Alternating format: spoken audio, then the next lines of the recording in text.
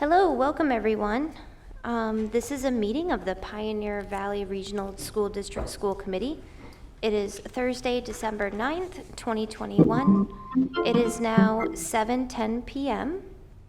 A link to view the school committee meeting will be on the website at pvrsdk12.org, or you can view it on Facebook at facebook.com/BNC television.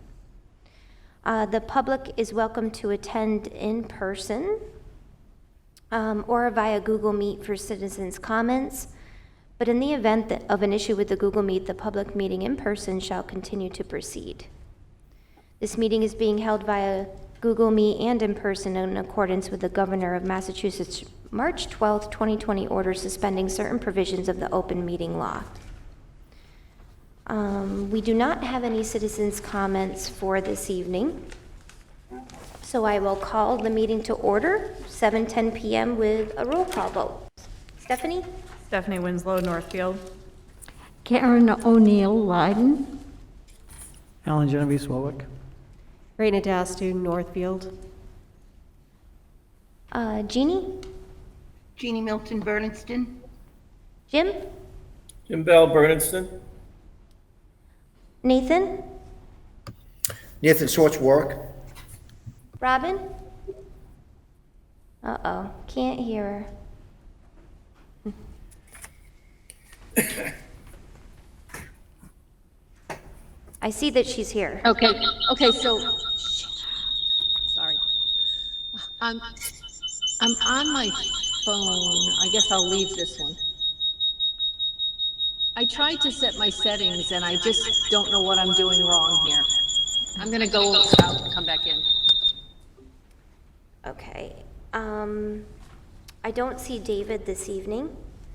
Michelle was not able to join us, and I am here. Okay.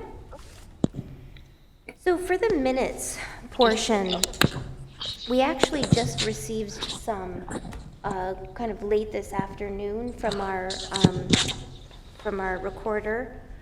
So we didn't have time to get them out appropriately, but we are working on making sure that we get the minutes in a timely manner so that we don't have this much time to go by. I want everyone to know we're actively working on that concern. So we'll move on to our student report. So we have Ryan Potter here. Okay, thank you. So just some general news. Student Council and the class of 2023 will be putting on our winter formal dance. We wanted to have a homecoming, but just with all the paperwork that needs to get in, it would have been rushed, and we wanted to do it right. So we're gonna have it, that's gonna be on Saturday, December 18th in the gym. So that should be exciting. The PVRS band will be performing their holiday concert on Thursday, December 16th. And Winter Spirit Week is going to be happening on Monday, December 13th through the 17th. And so we're going to have, each day will have its own theme, just like the last Spirit Week. We're going to have, Holiday Pajama Day, Ugly Sweater Day, Whiteout, all that good stuff. And then after Friday, you have the 18th come on Saturday, and that's when we have the dance. So our winter sports seasons are starting, so our girls varsity basketball team is going to have their first game on Tuesday, December 14th, followed by the boys varsity basketball team, which will be Friday the 17th. And also on the 17th is our winter track team. They are going to have a meet at Wheaton College. I made a mistake last meeting. At the time when I announced it, I was talking about running club, saying how Smith College wasn't going to host our meets, but we were actually able to get Wheaton to host the track meets, so they'll be able to do that. So that's really good. I'd also like to recognize Ms. Malsh's financial literacy class this month.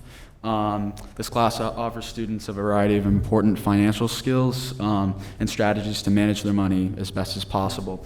So in this class, they're learning how to analyze and read pay stubs and credit card statements.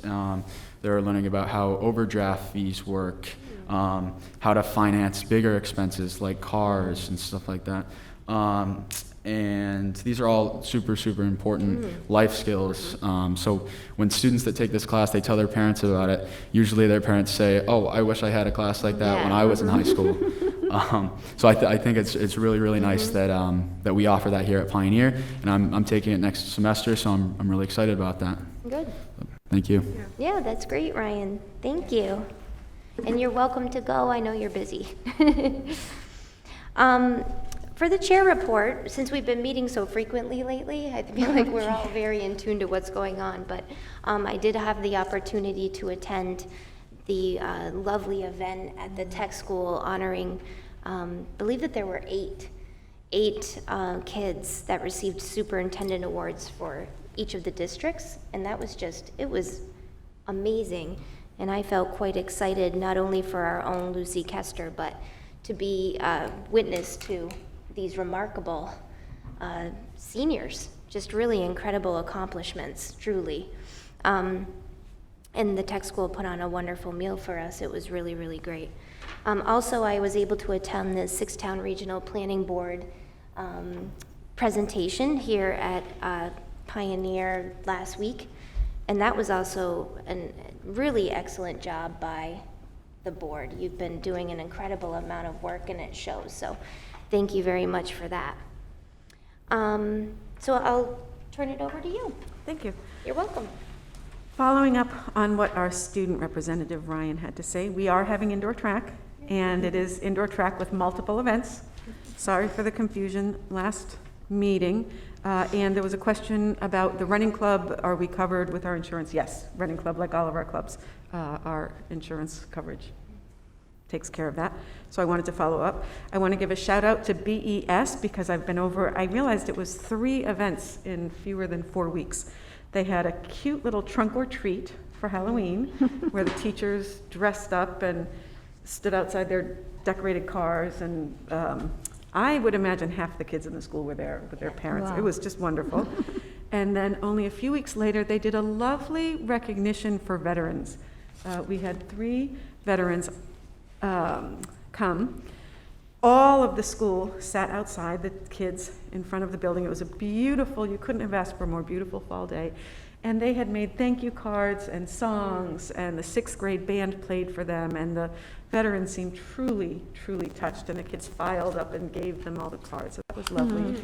And then they had a turkey trot on the day before the Thanksgiving holiday.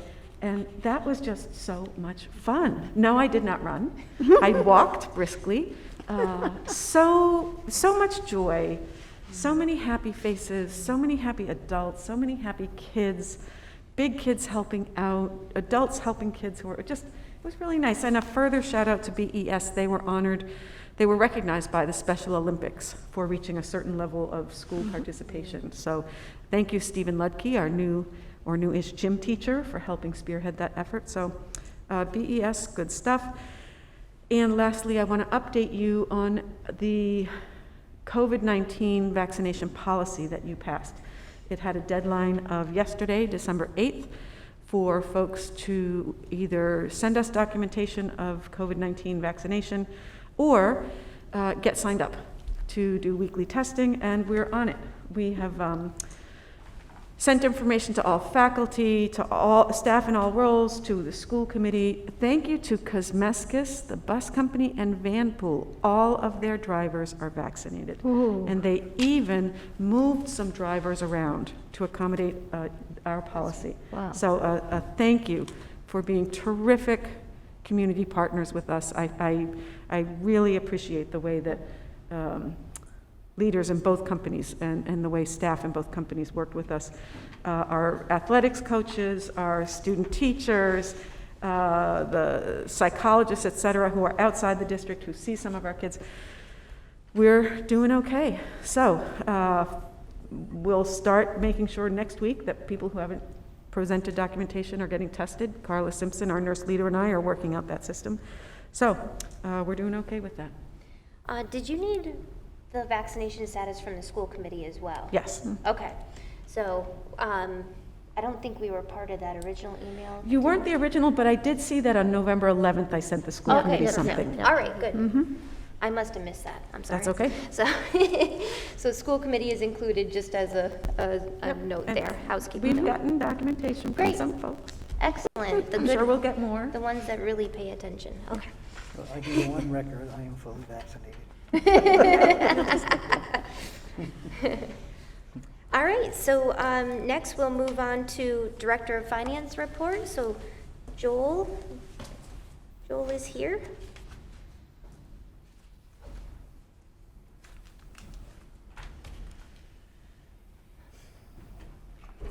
Good evening, everyone.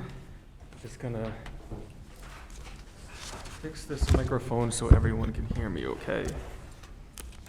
All right? Okay, so for tonight, the first item is the accounts payable report, and I don't believe this is printed out. This is the The long, the really huge one. Basically, that report just lists all of the checks that we printed for that month and was ready to be sent out on Friday. So if there are any specific questions about that, we can move on to signing of the warrant for November. I'm not sure if it was that report that I read, but there were cafe items, and I wasn't sure if that should be in a, is that, since it's a separate, isn't it a separate budget? the Correct. It's a part of a food revolving services? fund, yes. Okay.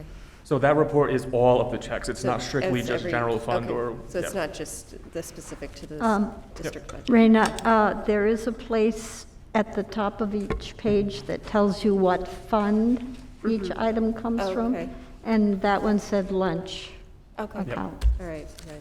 And I think on the signing of the warrant, or there's some summary sheet that lists all the funds and how much total each one has as well. So if we can get to signing of the warrants, I can move on to the November 2021 financials. Is that being passed around, or is that? We have it. Yep, so everyone that's here has signed it. Okay, perfect.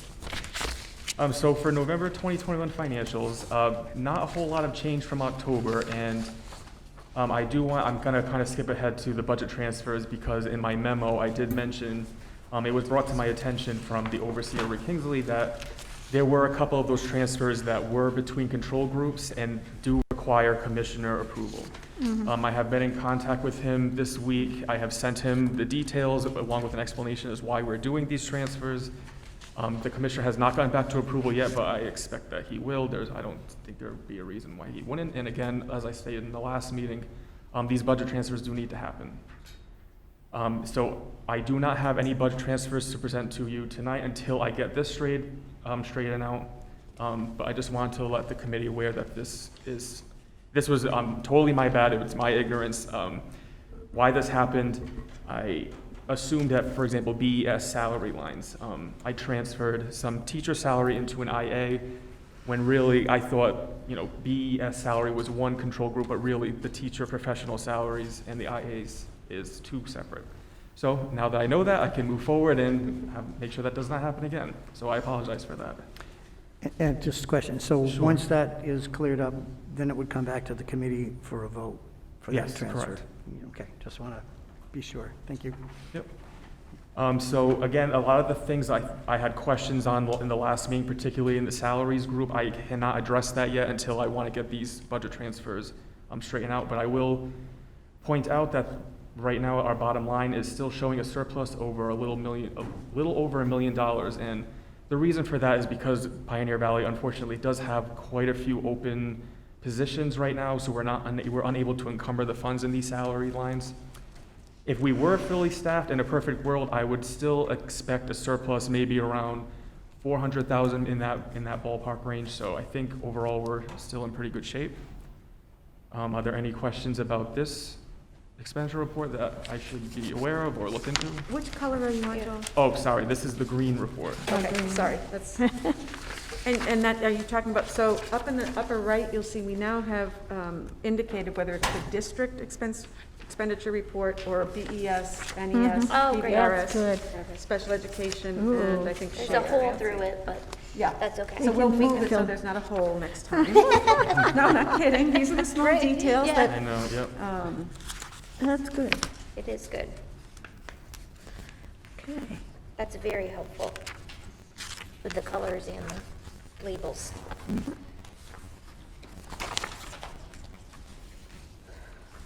Okay, so I'm not hearing any questions, so I'm going to move on. I'm going to skip the budget transfer because as I stated, once I straighten out last month, I'll have more to present in a future meeting.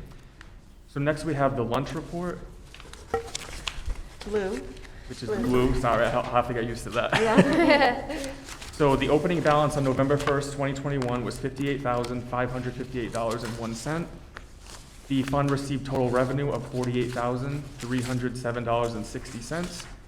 The total expenses was $40,842.68, with a net profit for November at $7,464.92, with a closing balance on November 30th, 2021 of $66,022.93. I just want to also point out, I believe there was a question last month regarding breakfast numbers. So I did consult with Mike Honorato, the food service director, and the reason why Pioneers is so low is NES and BES has a program, I think it's breakfast after the bell or something along those lines, which gives the opportunity for the kids to purchase breakfast and snacks for the day. Pioneer does not have this program, hence the reason why it's significantly lower.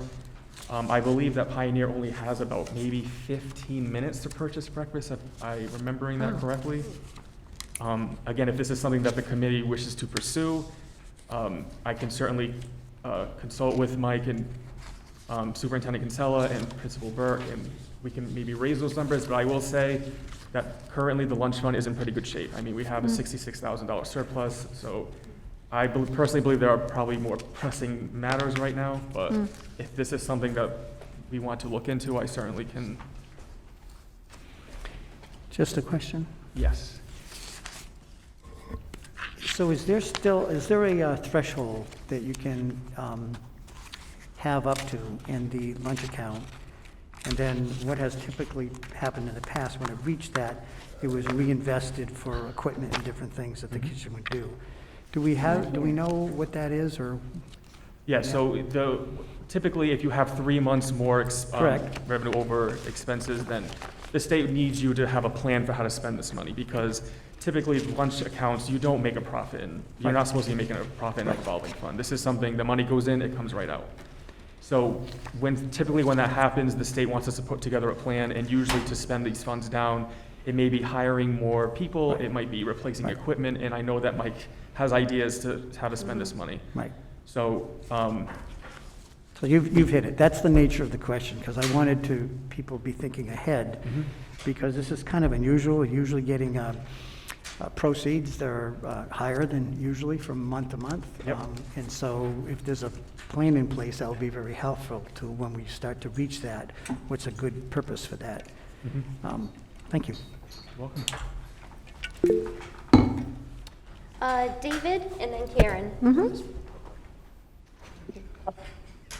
Given our history in lunch losses, I think we should apply for a waiver of that rule. We should be allowed to generate some surplus, some cushion.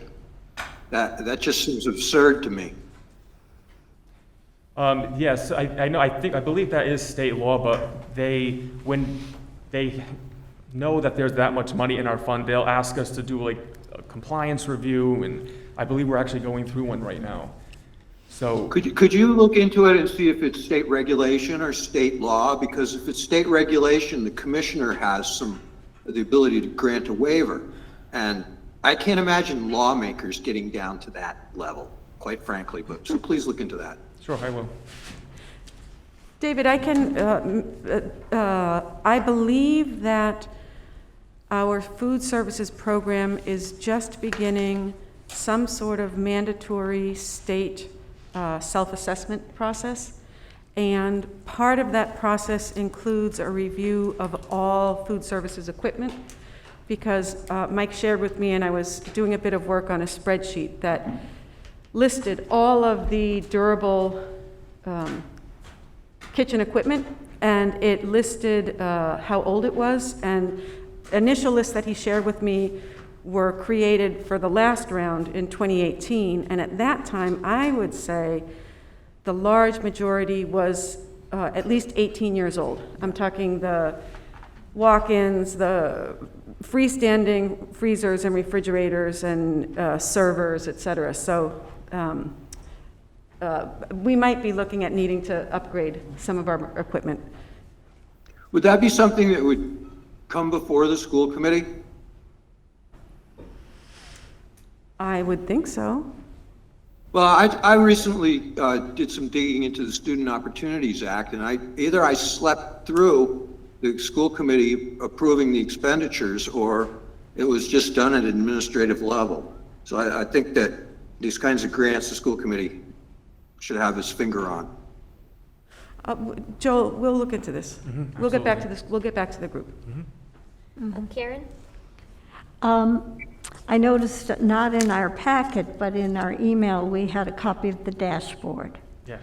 And I had a couple questions about that. For the pie graphs, there are 7 pieces in each graph, but only 6 items in the legend. I am wondering if that is a formatting issue. There should be 6 there, because if you, in the actual pie chart itself, there are 7 pieces of it. So I think that it's just, the font is probably too big that I had to cut one out. So I'll be sure to make sure that doesn't happen next time. So you'll cut out a category, or? No, so I think because the debt service salary support, the font is so big, it can't fit everything onto it, so it probably just cut one out. So the 7th one is probably under supplies and materials, and you just can't see it. Okay. So that's just a formatting problem. And the other one was on the line graph, or the bar graph of fluctuations over September to November. And do you have an explanation why there was such a big fluctuation in professional salary expenses? Does that have to do with the vacancies that you alluded to? If so, it's quite a bit. So the reason why October is significantly higher is there was 3 payrolls to process in that month, so that's why there's much higher. Got it. Yep. Thank you. That'll happen one more time in April, I believe. Thank you very much. You're welcome.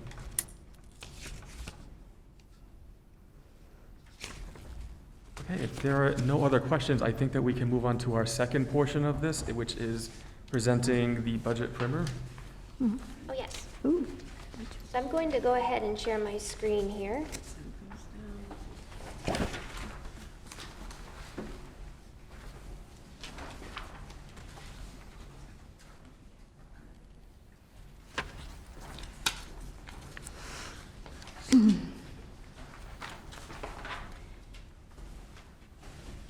And those members that are on via Google Meet, I'm not going to be able to see you if you have your hand raised, so please just speak up if you have any questions during this. Well, or maybe wait till the end. Either is fine. Okay. Interrupt me if you'd like. Okay, so this is the TMS budget primer that this was put together by myself and my colleague, Dr. Julie Hool, and with input from Superintendent Kinsella as well. So I'm just going to start this presentation. So the next slide. Oh, sorry. Was just a quote: "Budgets tell a story and reflect our values." And I think a lot of times people, when they think of a budget, they just think of just a large document with a lot of numbers that, you know, what is my bottom line, what can I spend, and that's about it. And we're trying to move away from that because that's really not true. A budget is here to tell a story and show who we are as a district. What is Pioneer Valley? What do we want to be? So just, that's something that we want to keep in mind as we develop the budget. So the next slide. I'm going to talk about 4 methods of budget development. Obviously, there are more than these 4 ways, but these are the most common ways that budgets are developed. The first is the incremental, and this one is closest to kind of a level funded where an increment, you know the fixed increases. You know the contracts, you have a 2% increase. You know in your transportation contract, you have a 3% increase. So it's a pretty simple way to budget. The second one is the value proposition or needs-based, and this is where, you know, help me help you, where you tell me what you need. You know, if you notice that, I'm just throwing hypotheticals out there, like we got $5,000 for our math program, and kids really struggled this year, but we know of this really great math web-based program that has been really receptive among other districts. we need an additional 2,000 for next year. In the music department, we have a piano that really needs tuning. It's not going to make it through another year, so we need to make sure we budget for piano tuning next year. The third is zero-based, which this is the most ideal way to budget, but it's also the most complicated and takes the longest. Zero-based is you throw out all history and you start from scratch every year. Everyone starts with $0. Just because you had, again, hypothetical, you had 5 science teachers this year, well, next year you need to tell me why. You need to justify, even if it's obviously simple as enrollment. Zero-based, unfortunately, is something that really should be started in August. You need to be talking really early in the year and to start, because this is something that's very involved. Takes a lot of people to get together, a lot of ideas, a lot of difficult conversations. And for TMS, we came on board in September and had to wrap our heads around a few things. So unfortunately, we weren't able to get to zero-based, which brings us to the fourth, which is the hybrid, which I'm sure you can guess is a hybrid of multiple ways to budget. In the next slide, the value proposition needs-based. So this is just kind of explaining a little more on what the type of way to budget. It's just going in a circle. You identify a goal, you review the resources that you have and the ones that you will need, you determine how much it's going to cost, and you develop the budget from there. And then you repeat. Next slide. The most common scenario that we see is the hybrid method, and while we're building the FY23 budget for Pioneer Valley Regional, we're going to be taking from needs-based and the incremental method. And again, it's just kind of explaining, same with the previous slide, with the needs-based, you have your goals, you get your resources, you cost it out, and you budget. Same thing with incremental, you maintain your current status, you see the fixed cost that must be increased for the next year, review your resources, you cost it out, and then you budget. So the next slide is how we are going to build the budget using an all-funds approach. This is a great way to be transparent with our budget, and it's not just general fund. We're looking at all of our funds, our revolving accounts, our grants, federal and state. This will really show the true cost of what it takes to run a district, and we're not just looking at what the town assessments are or whatever the case is. This is looking at all available sources of money. This way is driven by the chart of accounts, and I don't know if you can, Julie, if you can click that sample budget, if it will come up. Oh, good. Looks like it. Oh, it does, great. We'll see. Awesome. So this is just a sample. This is actually taken from another district. This is Lee Middle High School. And it's broken down by account using a DESI function code. It describes exactly what the account is. And then we just show a 3-year average, what was actually expended in those years. Moving on, it shows what was actually budgeted, an average. And then this is where we fill in what the request is based on the rationale or the need of what that particular line item is. So, this is just one piece. Once the draft has been completed, the master document, it will be much bigger than this. This is just showing one piece of it. So if we go back to the PowerPoint, so for FY23, I'm just having some initial thoughts when meeting with administration. We want to focus on transparency and integrity. We want to make sure we're communicating clear with all of the stakeholders, with the towns, with the committee, with students, with staff, with administrators. Are our programs being sustainable? What's working, what's not working? We want to have a long-term vision. Who do we want Pioneer Valley to be? What direction are we headed? And of course, this is going to affect the programming, the curriculum, of course, our facilities, to lead to operational excellence. Are our support staff doing what they need to do? Of course they are, they're phenomenal. And which leads to the final point, which is arguably the most important, is how are the students and staff feeling? Do they have a hopeful outlook? Do they think that there are certain programs that are being neglected, or there are programs they would like to see? Which brings me to the last slide, which is, this is just a kind of a very high-level skyscraper timeline of what we're currently working on with the budget. So part of last month and this month, we were holding one-to-one meetings with the administrators, providing this presentation to a few of the towns and, of course, to the school committee. Next, we're hoping to work on for the rest of this month and part of January to develop the first draft of the Budget Master and hoping to present that draft to the school committee in January. Of course, we are going to have to revise this draft to at least once until the governor releases their budget, which I'm going to say happens mid to end of January. So that will give us time in January, February to really hear out everybody's concerns and make revisions based on that. Sometime in February, we'll present these drafts to FinComs and the select boards before we finally reach March 1st, where the school committee will approve or not approve for final budget. And with that being said, is there anything you'd like to add, Patricia, or are there any questions? I think you did a great job. Thank you. So I have a question. Yep, go ahead, Alan. Could you just talk a little bit about the sustainability? You know, how are you viewing that and thinking about that? So the first thing when I think of sustainability is I think of ESSER funds. The ESSER funds, so these are the emergency, elementary and secondary emergency relief funds. This is one-time money that will disappear. So we need to think very carefully on how we want to use this money.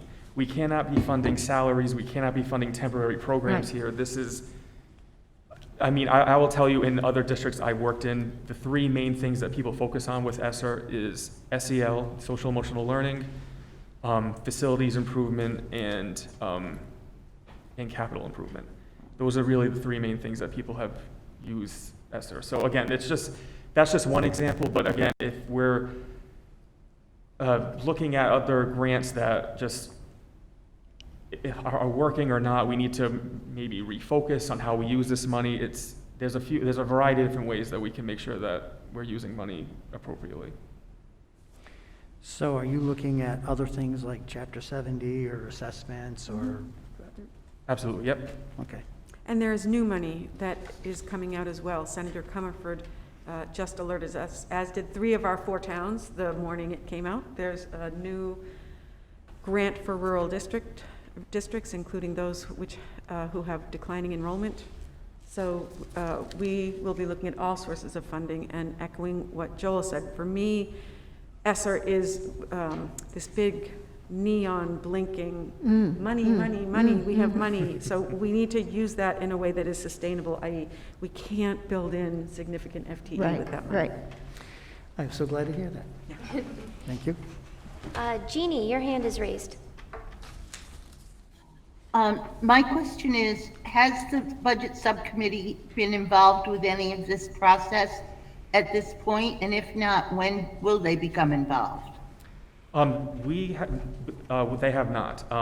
We wanted to make sure that we have at least a draft to present before, and get into discussion before. We wanted to pull something together before we involve the subcommittee.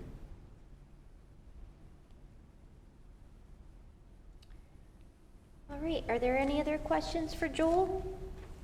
All right, does that end your? That's all I have for this month. Okay. Oh, thank you. All right, thank you, Joel. Thank you very much, everyone. Yep. All right, so now we're on to subcommittee reports. First, we have negotiations subcommittee. Raina is the chair. So the negotiation subcommittee met with the unions, both unions at the same time on December 6th to begin establishing ground rules for negotiations. I think that went well, and we had a very productive discussion and exchange of ideas, and we will be meeting again on December 20th to continue with some items that needed further discussion, and then we expect to begin collective bargaining starting in January. So. Okay, great, thank you. Building and grounds, I don't believe that they have met. Robin? I just have a question. We are missing a person still for building and grounds, and I do not want to be the chair by any means, and I don't pretend to even have the expertise to do that, but I did think that maybe we should meet with the new Facilities Director? Yes, I thought it would be a good idea for us, the three of us anyway, to at least meet her, and talk about what her thoughts are and I don't know, I just thought it would be a good thing for us to do. So I don't know if everybody else is interested that's on that subcommittee, in trying to do that maybe in January, Okay. even though we don't have a full subcommittee. Great, So, thank you, Robin. just my thoughts. Yeah. Okay. Curriculum and Personnel, Karen. We have not met, but we should do so soon, so we can begin to review the superintendent evaluation, interim evaluation process. So that'll be coming up. All right. Budget Subcommittee. We just heard that you haven't met, and I know that our previous member was on that committee as well. So do you have any plans to meet as a party of three anytime soon? This is Jim, Michelle, and David. All right. I think we should make a plan. I will endeavor to make a plan to meet. Okay, thank you, David. I also note that 3 members means a quorum of 2 and 4 members means a quorum of 3. So, Yeah, okay, thank you. Policy Subcommittee, that is Karen again. Yes, we met 2 days ago to discuss the use of private vehicles to transport students. And you will see that that is on the agenda under item 6, and we will get to that at that point. Okay. Thank you.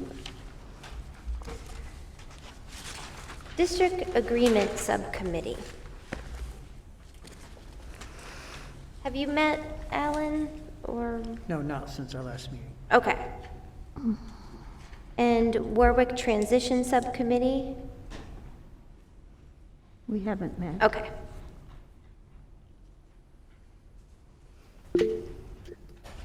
Go ahead, Nathan. Thanks, Julie. Yeah, I think we should approach we don't have a lot of the subcommittees don't have full members. Some of them don't have a chairperson. So I think we need to address that. Yeah, I'm certainly open to suggestions. We are down a member, and so that's very difficult.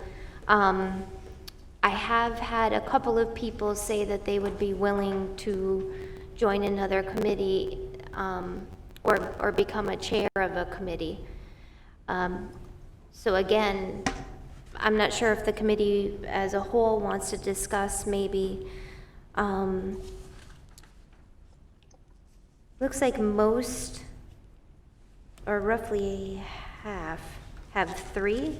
Maybe some of the committees that have 4 going down to 3 in order to even it out. Jeannie, your hand is raised. Yes, just wanting to let you know that both Jim and I have been reaching out to Bernardston citizens to join the school committee, and we haven't given up yet. Thank you, Jeannie. Yeah, I'm soliciting people hard as well. Nathan? Oh, you're on mute, Nathan. Sorry. Yeah, we definitely need another member from Bernardston, but we need to fill these positions now. And they're probably best filled by existing members. A new member won't have the, I don't know. We need to fulfill these positions. Go ahead, David. perhaps it would be a good idea to start getting used to having 3-member committees. When Warwick's gone, you can have a 9-member committee unless you increase the size of the school committee. Yeah, that's really the only solution that I think there is at this point, honestly. So how is everybody feeling about that? I mean, we would have to go to 3-member committees. I'm going to defer to Karen for a minute. Do we have a policy that talks about having 4 members on the committee, or is that, do we have that flexibility? We actually have 5 members on the policy subcommittee, so. No, I mean, in our policy manual. Yeah, I know what you're saying, but I don't think so. Okay, so if we have that flexibility. Mhm.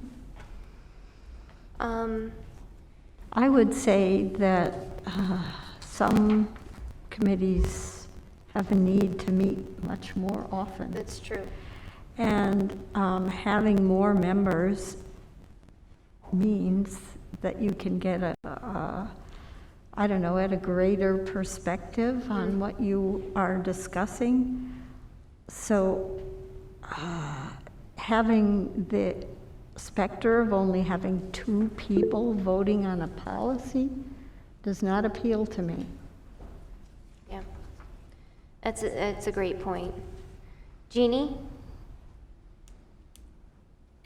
I agree with Karen, but as it is right now, some committees aren't meeting at all, and I think it's better that they Right. meet with 3 members than to not meet at all. Yeah, I understand that.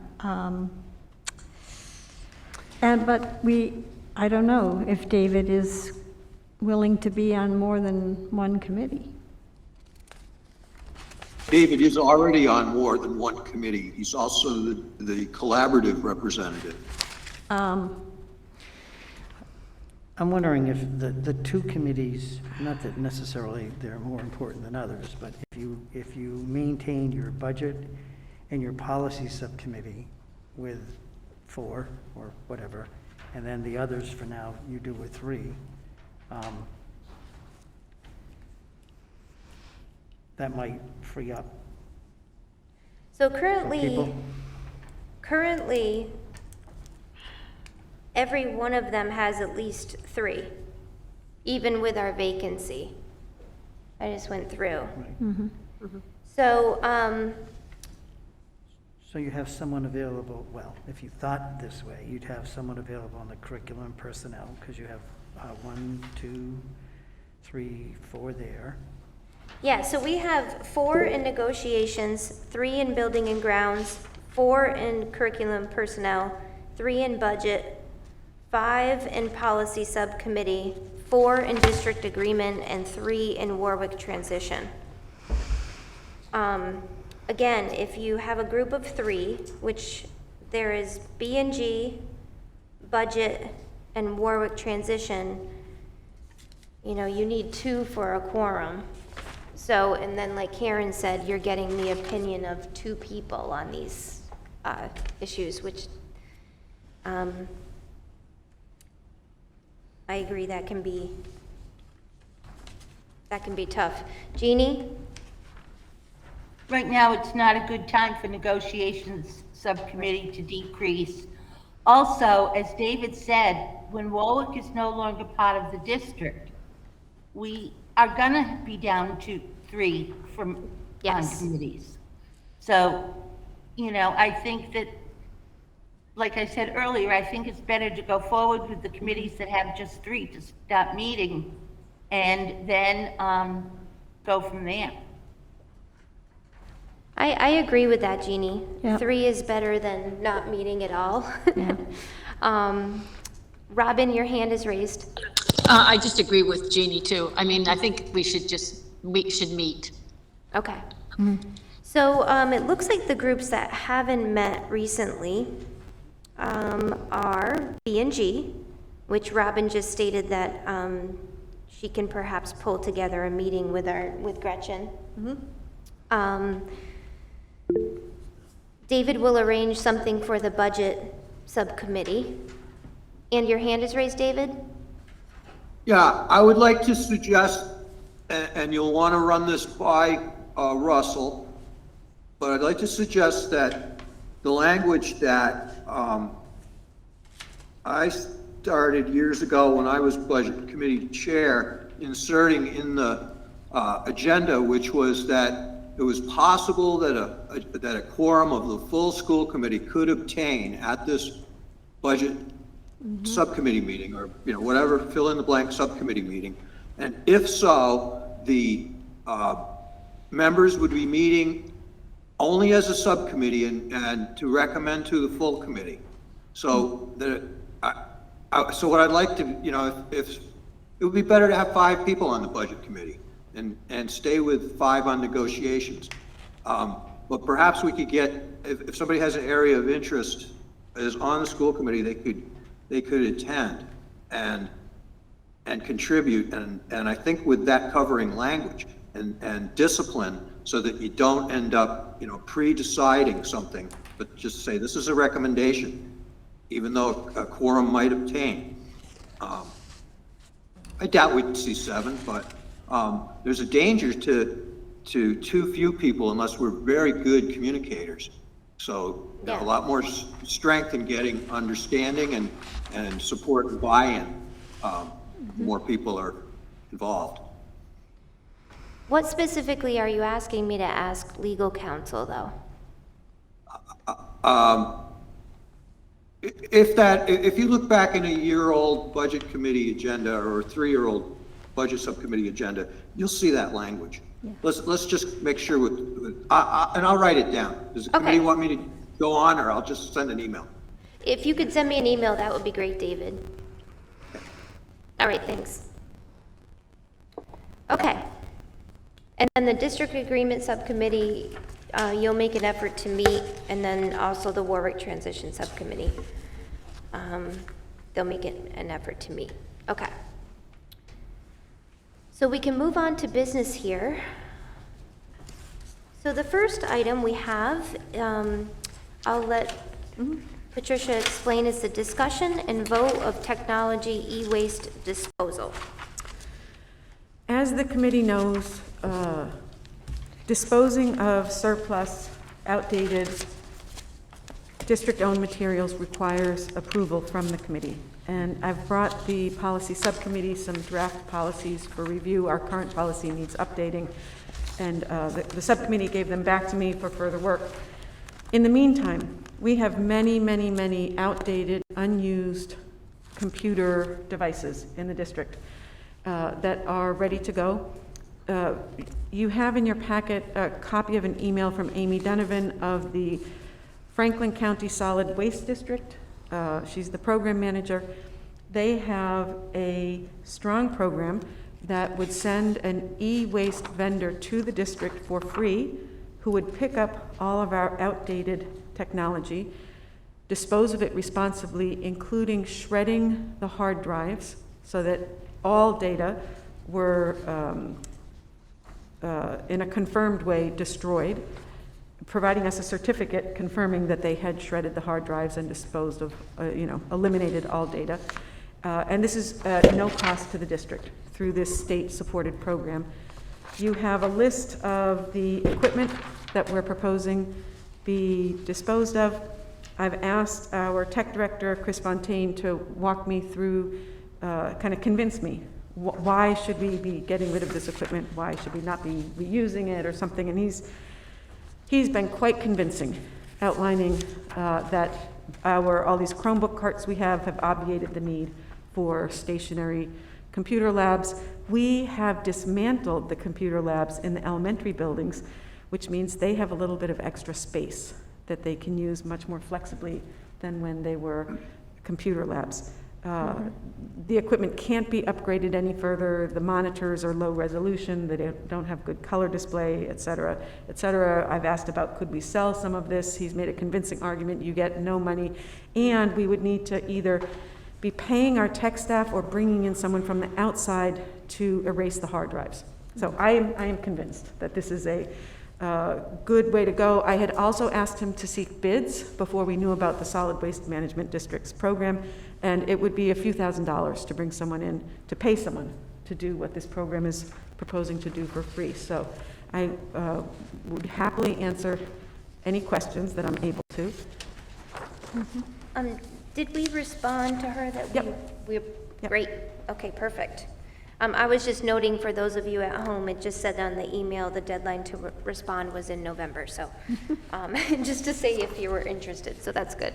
So may I sort of, just to get the discussion going for a minute, because I don't know, there's probably some more background about this that I don't know.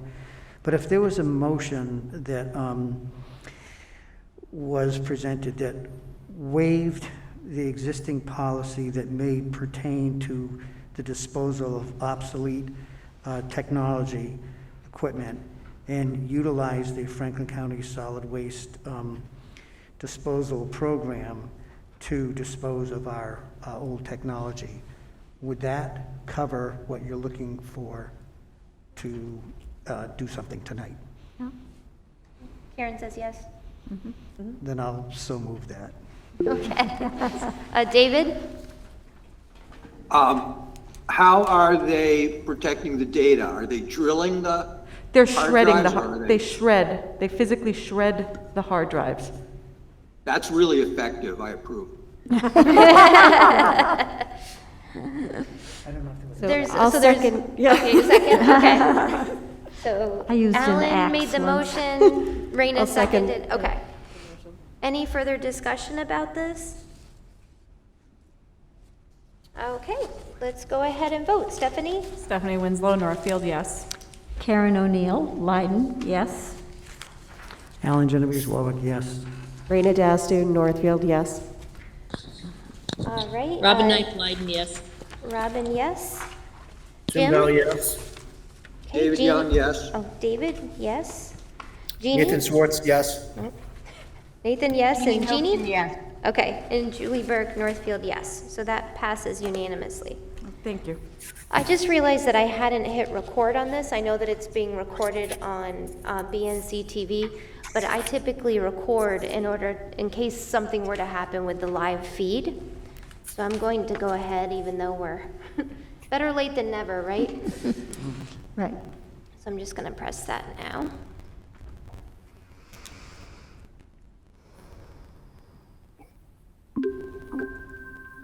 Okay. So is the secretary of that going to be able to record that? Typically, she views it on the, yeah, but this is a nice backup, so. Okay, thanks. So I'll just state that the vote to use the Franklin County, let's see. Solid Waste Management District. Perfect. To dispose of our antiquated technology has passed unanimously. Thank you. All right. Next order of business here is a discussion and vote on the interim superintendent waiver extension.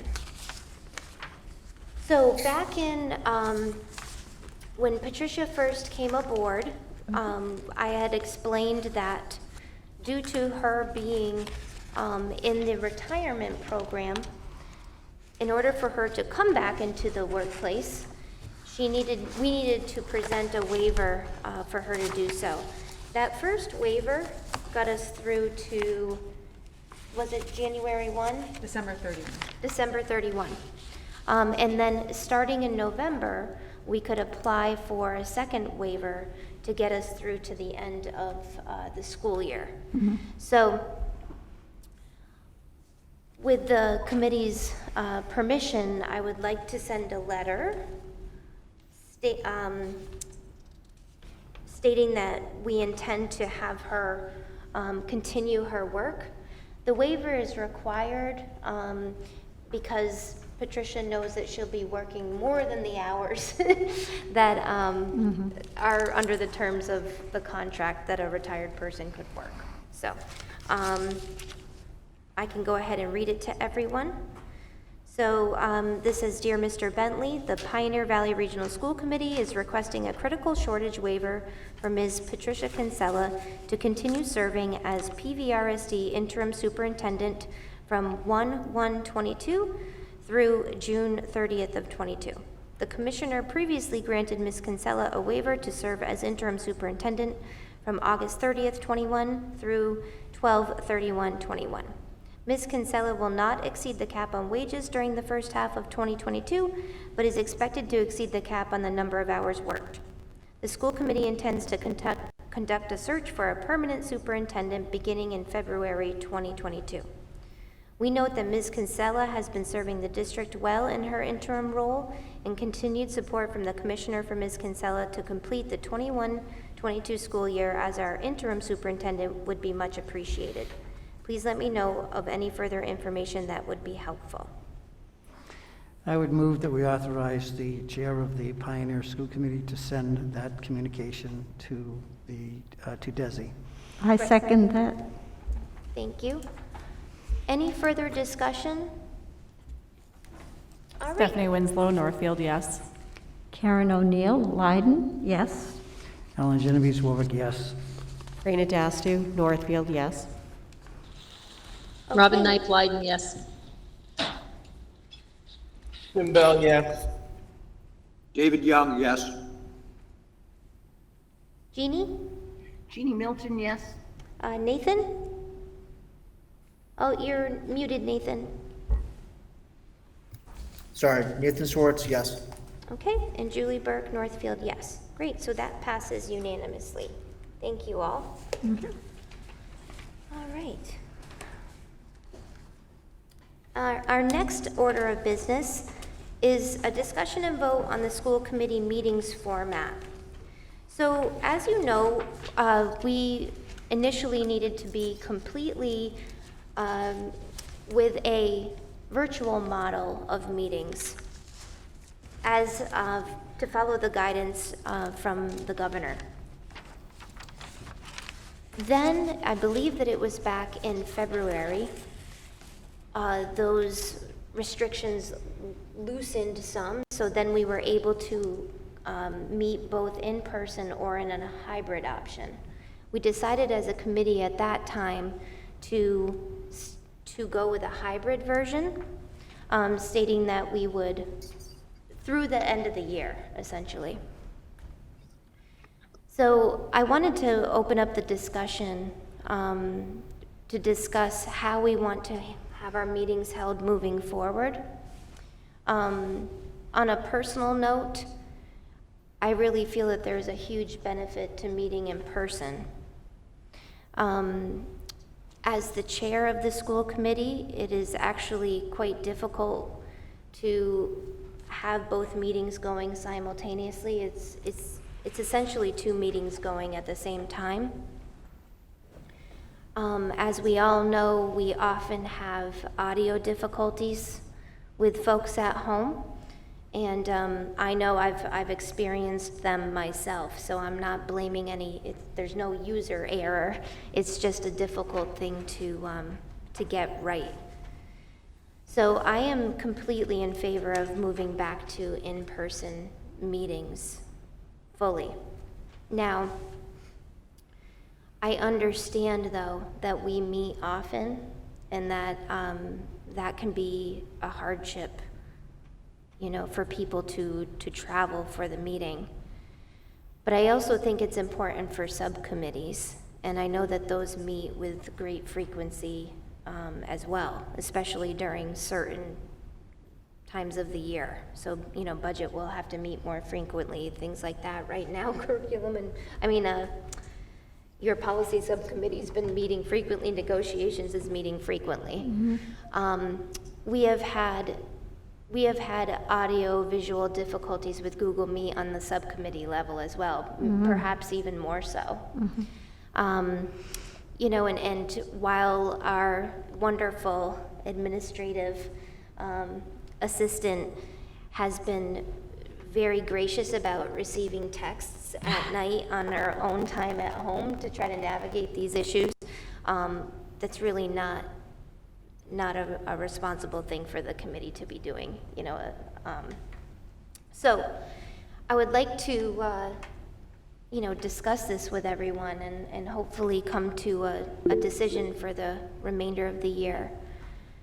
Robin? Hi, Julie. I totally understand that it's better to meet in person. I have to tell you though, for me, night driving has become more and more difficult, and the Google Meet has been, it's worked out really well for me, and I'm not really sure that I do so many other committee meetings by Zoom and other things that I'm involved in that, it actually adds 45 minutes on almost, at least a half hour to 40 minutes on each end of the meeting for me from Leiden.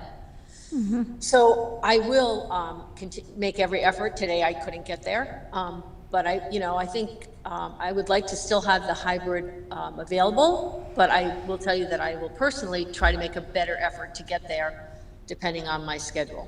So I really would like to continue with the hybrid, especially when we get to subcommittee meetings and things like that. That's just my opinion. Thank you. Okay, thanks, Robin. I would think that each subcommittee could probably decide on how they want to meet, because it depends on what's on the agenda, and sometimes you really should be together. Certainly negotiations is probably meeting, in-person meetings. So with some of them you need to, and there'll be times where budget subcommittees, because of the nature of what you need to discuss and have in front of you. So I would leave that up to them.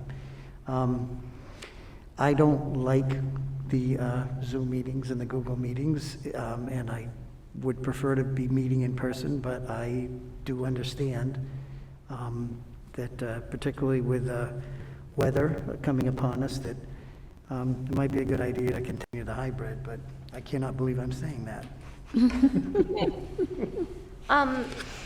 And I do understand, this evening, tonight's my son's 17th birthday, and I got groans when I was leaving the house, and I'm not looking for for sympathy, but I guess what I'm saying is that, this school committee meetings are a public meeting. They are in person. They historically always have been. I understand that, the consequences of COVID is that we truly were forced to have to move to virtual meetings. I guess I'm appealing to you as the person who facilitates the meeting, that this is very difficult for me. It's very difficult for me to keep track of it, and the audio issues are very frustrating. Right. Also, I certainly won't throw Tyler under the bus. But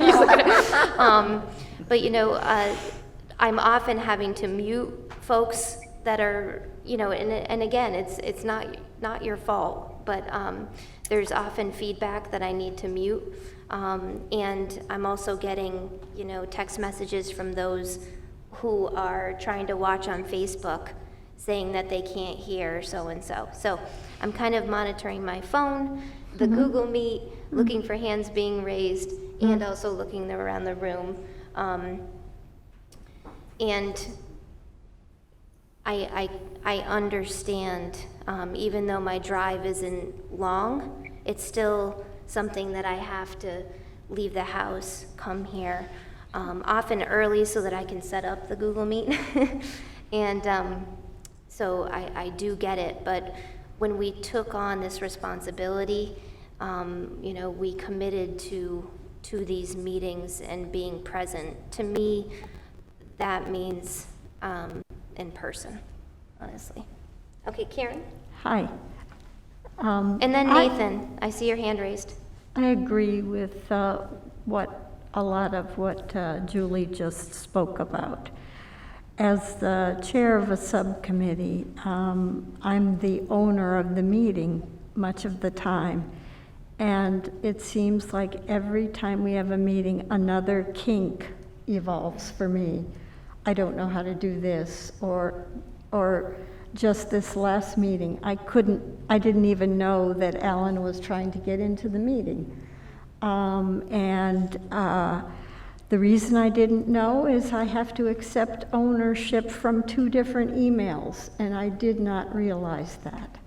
I couldn't let anybody in, and I know there were citizens who wanted to speak as well. Many of those people reached out to me through email, and we were able to have a discussion that way. So I feel like it is way less than optimal to meet by Google Meet. And I get tingles of technophobia every time a meeting is coming up. What am I going to mess up this time? It is a long way for me to get here, but it's something I feel I signed up to do. I would just like to say that I acknowledge that people have to drive a distance, and that I have developing cataracts, so I'm going to have to worry about that nighttime driving too, but so far so good.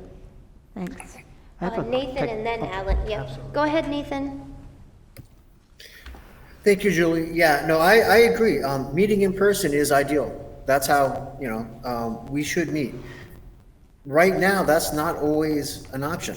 The last meeting we had, a couple of our kids had fellow students who were in COVID protocols. So I didn't feel like it was appropriate for me to go to a meeting in person while that was a possibility. There is also, again, driving night and the necessity of having quorum for subcommittees, right? So you can make the subcommittee meetings happen with a full quorum if you're meeting not in person, right? That's a much easier thing to do. Now, I understand that there are tech problems that can be resolved, right? That's something I think that our tech staff can help us with. I wish I knew more about this, but, so I participate in Google meetings and Zoom meetings, and I'm wondering if from a technological perspective that it's, because you do have a lot to do, and subcommittees letting somebody in, Karen informed me that had to be very frustrating, on her part. I'm wondering if Zoom has an easier platform to navigate for the person who's hosting it. We had a Google Meet meeting, and that had problems. I had 2 follow-up meetings, and that was through Zoom, and there were no issues. So I don't know the, side-by-side comparison of, is Zoom simpler for the person who's trying to host it? Is there a notification, so-and-so's trying again, you click it, you're done? I don't know. I'm finding that most of the issues aren't necessarily with allowing people in. There is an ownership issue, which has caused some hiccups in the past as well. And that's what I was referencing about, Joanne having to really kind of navigate it in the evening, which is unreasonable. But it's more that oftentimes there's audio issues with those at home. A lot of people don't have great internet connections. We all live rurally. So it's really tough when we're taking time and we're waiting for someone to be able to navigate their audio concerns at home. And again, I'm not placing blame, it is what it is. So David and Robin have their hands raised, and Karen and Raina and Stephanie? No, okay. Go ahead, Robin. Hi, I actually think what Nathan said is pretty important. I don't think we can do anything about not having hybrid right now with the numbers going back up. So I do think Zoom is easier. And I really believe that my audio problem is a setting on my computer, and I just need a 12-year-old to help me. I've done everything that I can do. I keep going back and look, and I will solve it. So I apologize for that. I'm on my phone now, so. Okay, David? No, Alan, there is no easier product. Sorry. Alan's internet stinks because he still has Usenet. What we should do is hire somebody to run the Zoom piece. High school kid, somebody who could mute people who should be muted because they have background noise contributing. someone who can let people in, someone who could be on the end of a phone to help somebody figure out that they need to use their Pioneer Gmail login Yeah. in the Chrome browser in order to get Yeah. through, because if they use their other Gmail account, they're not gonna Oh, be validated through the Google system. So, this can't be done for free, and to have Julie trying to do it is kind of the same as having her try to take the minutes and share the meeting and be a participant. It's not a good thing. But this is something that I fully support, and pretty important to me to continue to be involved, because I consider my time worth something. And I'd have an hour just in traveling. I was able to go to my finance committee meeting. I was late to this meeting, but I made 45 minutes of my town's finance committee meeting, and I didn't go the 3 miles to meet with them. They met by Zoom. So I think we need to support this, but I don't think we should be walking away. This is the way that, this is the future. Raina? So, I appreciate everyone's thoughts. I feel like we all have valid points, and I find that the hybrid is harder. It's the hardest. I feel like if we were all in person, we lose a lot when we're all remote, but I felt like that worked better than the hybrid. I don't know what the answer is. I'm lucky, I live here in Northfield, so I don't have a long drive, but it is, you have to leave your house, and you have to,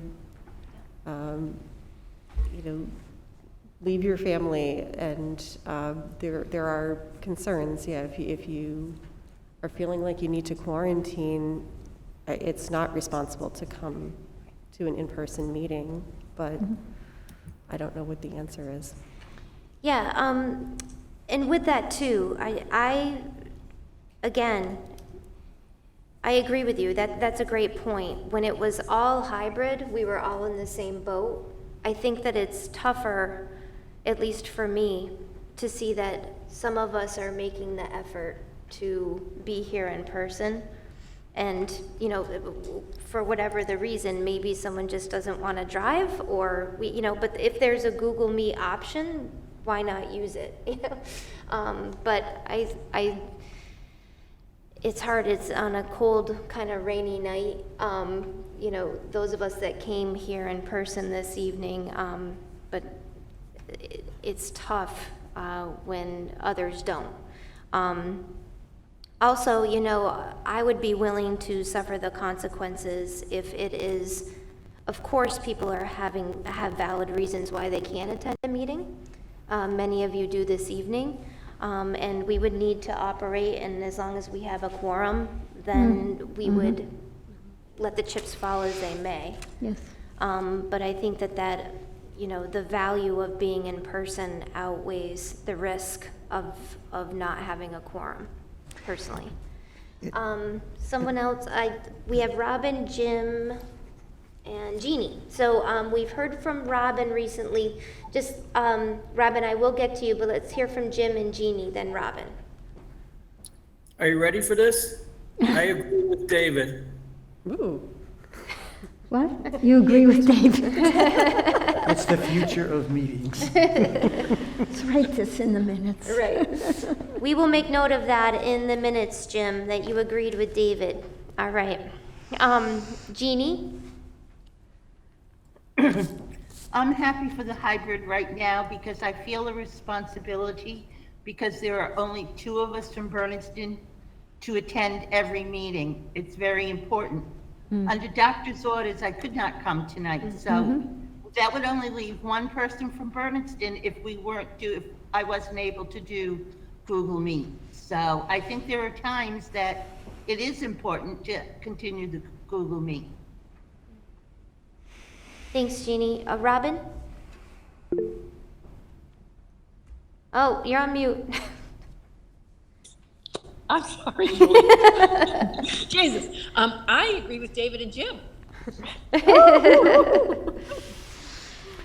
Julie, All right, Alan, and then Renee. is there a way that you could co-host it, that someone could see the comments that people are making, whether they're sitting next to you or they're coming on their computer, so that they could, alert you and they could control that piece of the noise and also alerting you that someone has something to say?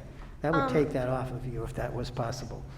Yeah, I mean, we have two things that we're considering here. One is the onus, that I spoke about running the meeting in this format. The other is what are our personal thoughts on the matter.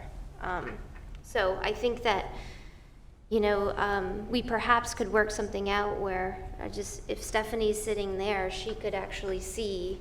But then, it is distracting from her time at the meeting. But you cover it so well, I didn't even realize that you were having that issue. So you were handling all of those things pretty well. Oh, thank you. Stephanie.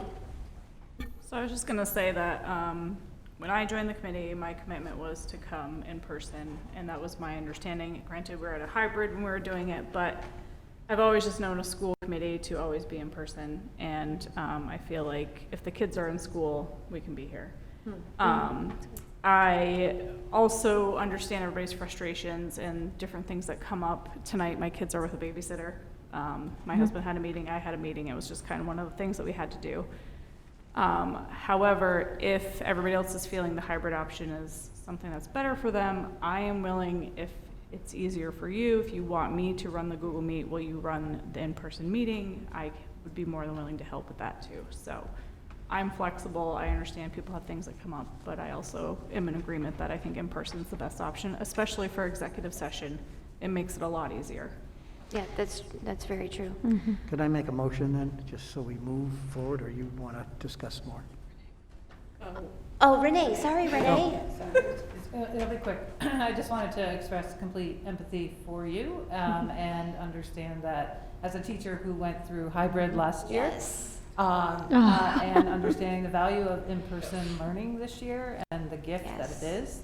And I understand and feel your angst and your anxiety about managing all of it, because it's a lot to do. So you do it flawlessly, and so well, thank you. I feel like those of us in attendance haven't realized. Right. You don't show it outwardly, so I want to commend you on that. But I totally feel your dual focus, your focus being pulled and the feelings that you're having. Right. So I just want to commend you on speaking your truth. So thank you. It definitely, Rena really hit the nail on the head too. It's almost tougher when it's both. It truly is. So, Alan, I think you wanted to make a motion. Yeah, well, I want to try to recognize some of what was captured. So I would move that although the preferred method would be to meet in an in-person meeting, that we continue to meet using the hybrid model and encouraging those that can attend in person. I'll second.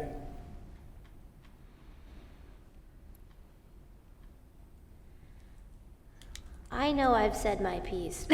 So does anybody else want to? Karen? I just want to remind people that there are some members who have difficulty with their internet connections, and that I sat in a car outside the town hall through a lot of the winter and fall last year until we got our broadband. It's very comfortable at my house now to be able to do this, but I want to acknowledge that there's that side of it too for hybrid. If you don't have your internet for some reason, you don't have a lot of options. I do remember seeing members sitting in their cars in parking lots just to attend the meeting with their phones. Yeah. So people really went out of their way to make sure that they were in attendance. Yeah, and I hope the public understands that we do have hiccups And, I try to get to people and apologize, but this is an overall, if I mess up again, I'm sorry. I didn't mean to. Robin?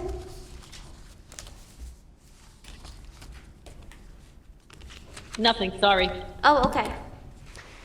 Do we have a pulse at all on what the public has, what they're feeling in terms of hybrids versus coming to and attending a meeting? Because we don't really have a lot of attendance. I remember the day that you'd have a number of people that would be sitting in the audience. And I don't know if that stopped because of COVID or what, so. Well, I think that Renee also makes a great point that the kids don't have a hybrid option now either. And from what I remember is the tone of parents wanted the kids back in school, and the value of learning in the classroom and what we've lost in the interim while we did online learning. So I personally just really feel that there's so much more value in person.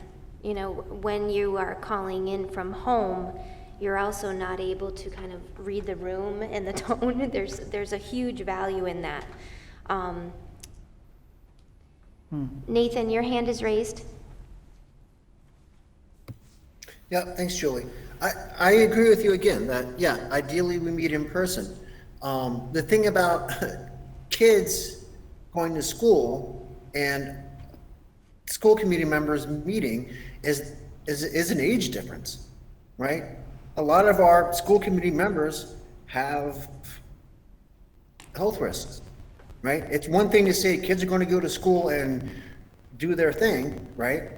It's another to ask the school committee members to do it. So I just want to be clear about that.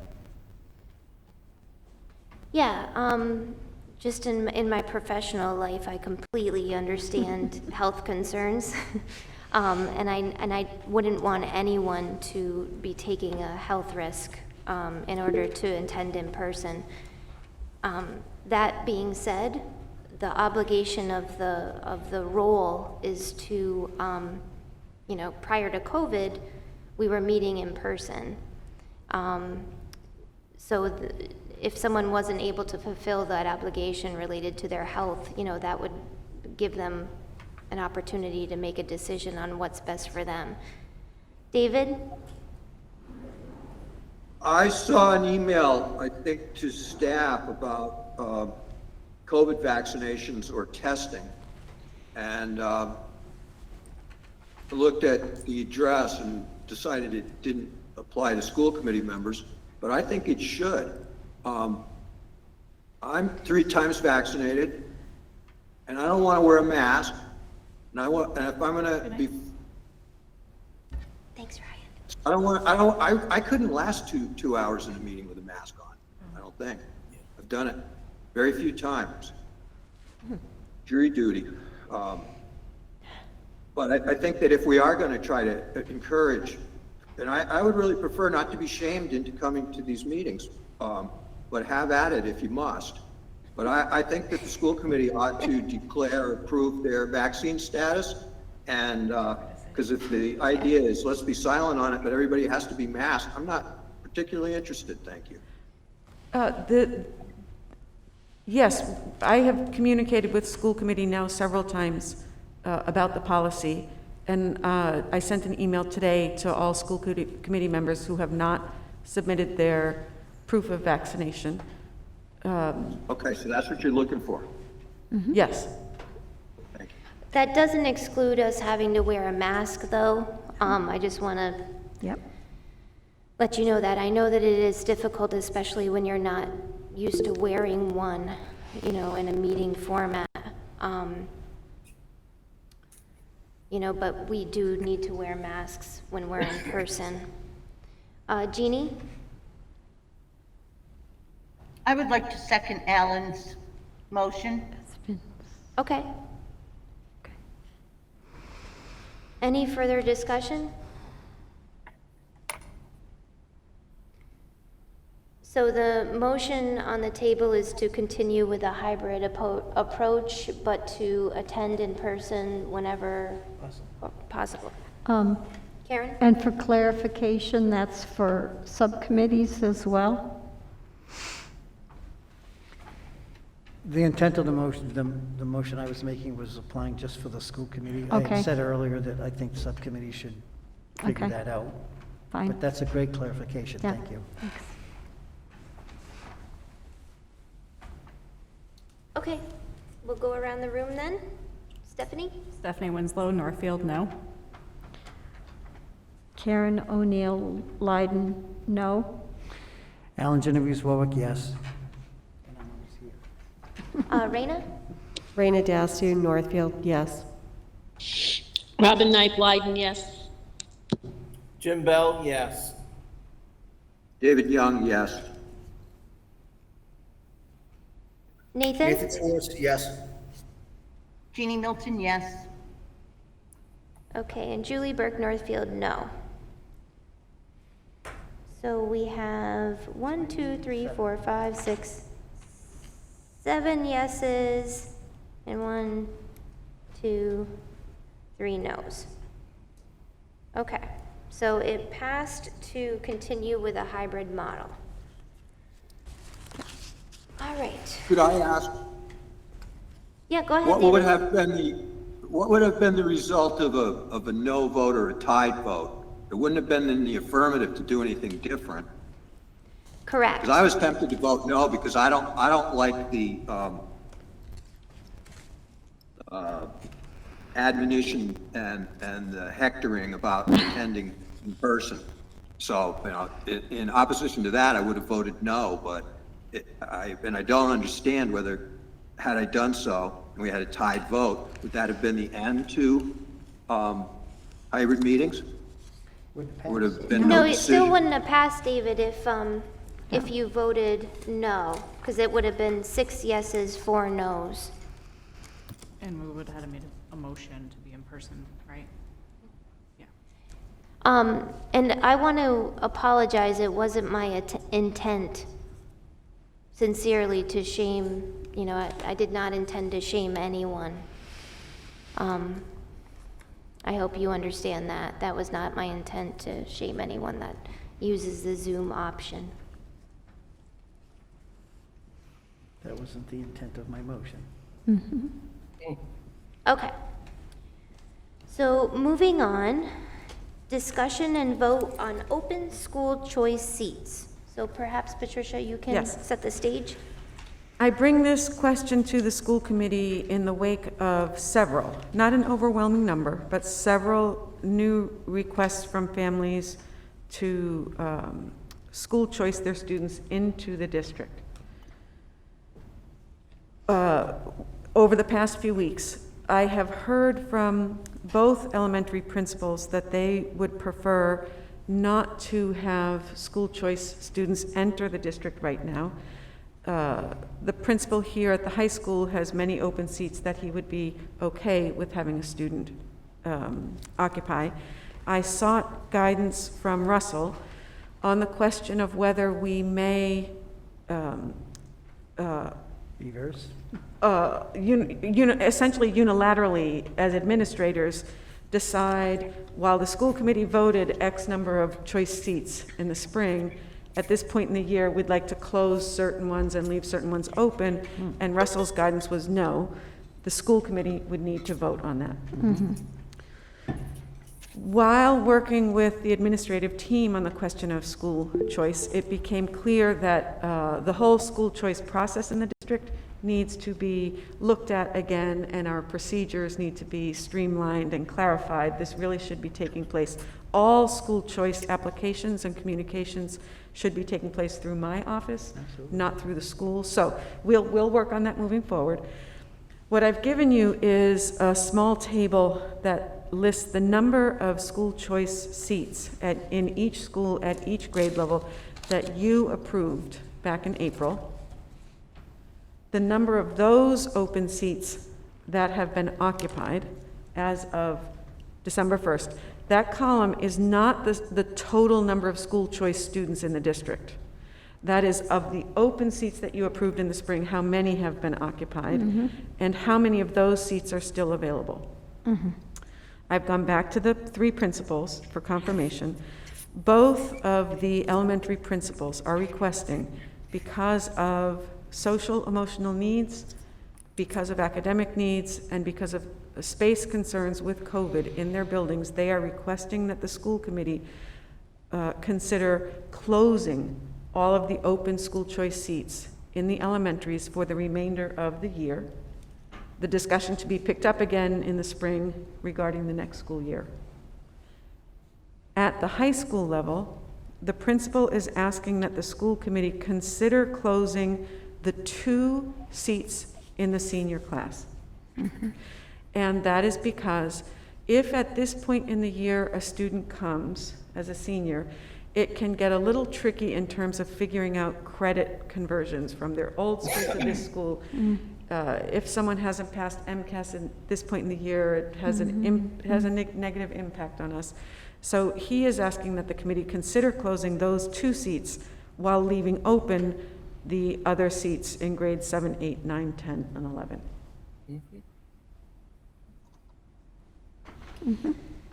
Okay. Is that all? I'm done. Okay. Jeannie, your hand is raised. I always thought that all school choice seats had to be, admissions or requests had to be approved by the superintendent. So if the superintendent doesn't approve it, it doesn't happen. I don't see in the statute, the application comes through my office. I don't know on what grounds I may deny a student entry other than whether we have an open seat or not. For instance, the law is very clear. We may not, nothing around a student's behavioral history, their academic history, et cetera. If we have open seats and someone applies, we need to accept them. You're correct. Yep. Alan? So, I just want to say I agree 100% with the senior one. That makes sense for a lot of reasons, even ones that weren't stated. I probably would be really easy for me to agree with the recommendation if I had an idea of what the enrollment was in each. Because if we had a class of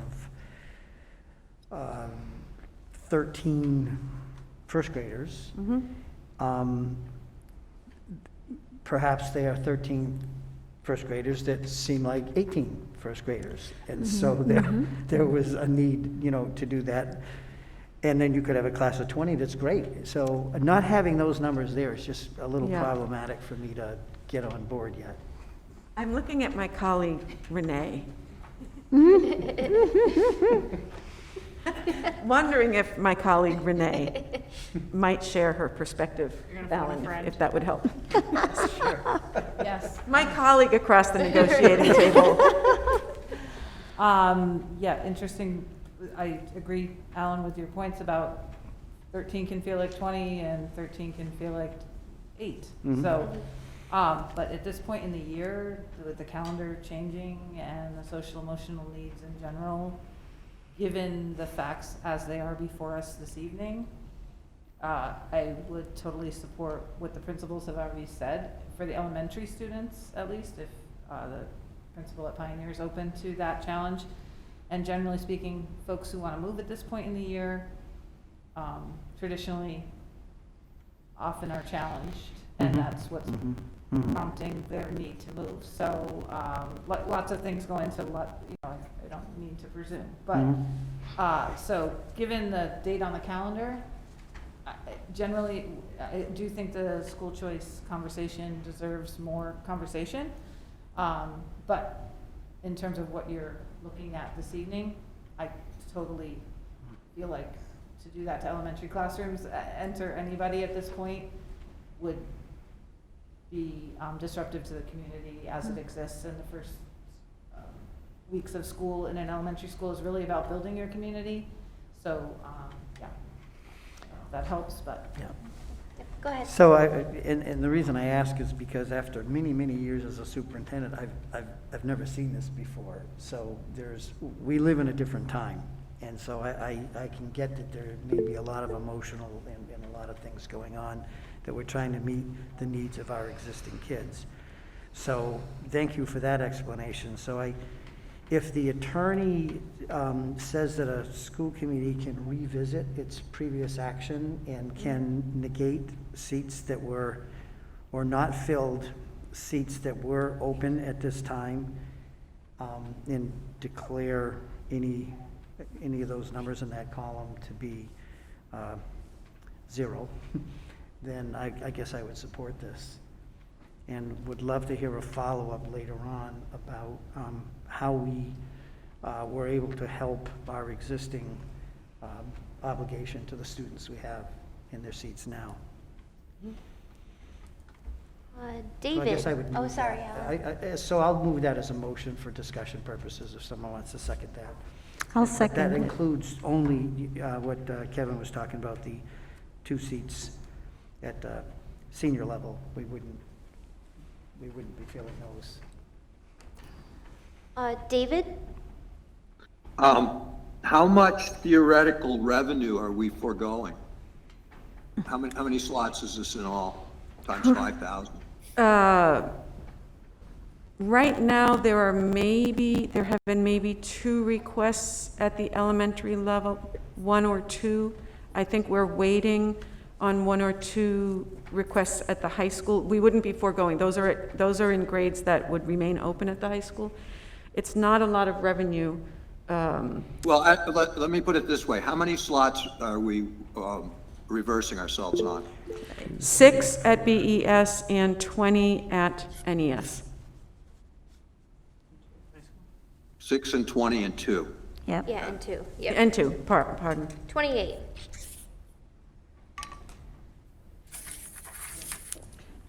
Right. Right, Now, from theoretically, January those are till worth June. $5,000 apiece. I support the idea of doing this, but, you know, anybody know what we budgeted for? And is it I don't know. going to result in any deficits? No. No. No, you can't. These have been unfilled. We're essentially. Well, that's a different question. The matter would be, what did we project were going to be filled in our budget? Because a budget has a revenue side and a expense side.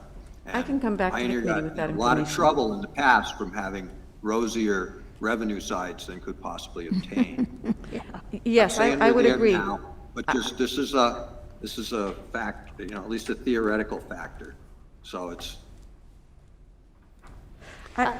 Go ahead. I would, It's $150,000 of potential income that we're walking away from. I'm going to still vote for it, though. I'm not sure that it's, so that's an excellent question, David. What did we budget for? What were we hoping for in terms of revenue from these school choice seats? I'll find that out. At this point in the school year, I wouldn't expect that we'd be getting so many. There are some significant behavioral needs. I don't want to identify particular grade levels in either of the elementaries because our schools are such small communities. I am in each of the buildings every week, and I am in classrooms in each of the buildings every week. I know that in one of the buildings, the principal spent yesterday in meetings with the teachers at each grade level, reviewing data about the students, both in terms of their behavior and their learning, and we have a lot on our plates right now. I am normally an open arms kind of person. Bring me your children, send them through the schoolhouse door so we may love them and teach them and nurture them. And when my three principals are saying to me, this is tough right now, please, could the school committee not have seniors come right now for school choice? And of course, if we have residents who move in, open arms. Right. You are ours, we love you, we educate you. And at the elementary level, there's a lot happening, a lot of needs, and it is your decision. Yeah. I have to say, I feel the same with David's sentiments that, of course, with declining enrollment, it's so exciting to think that more kids want to come. So my knee-jerk reaction is with open arms, like, you know, and I know what a great job we do here, so I empathize with families that want to come. That's very heartwarming.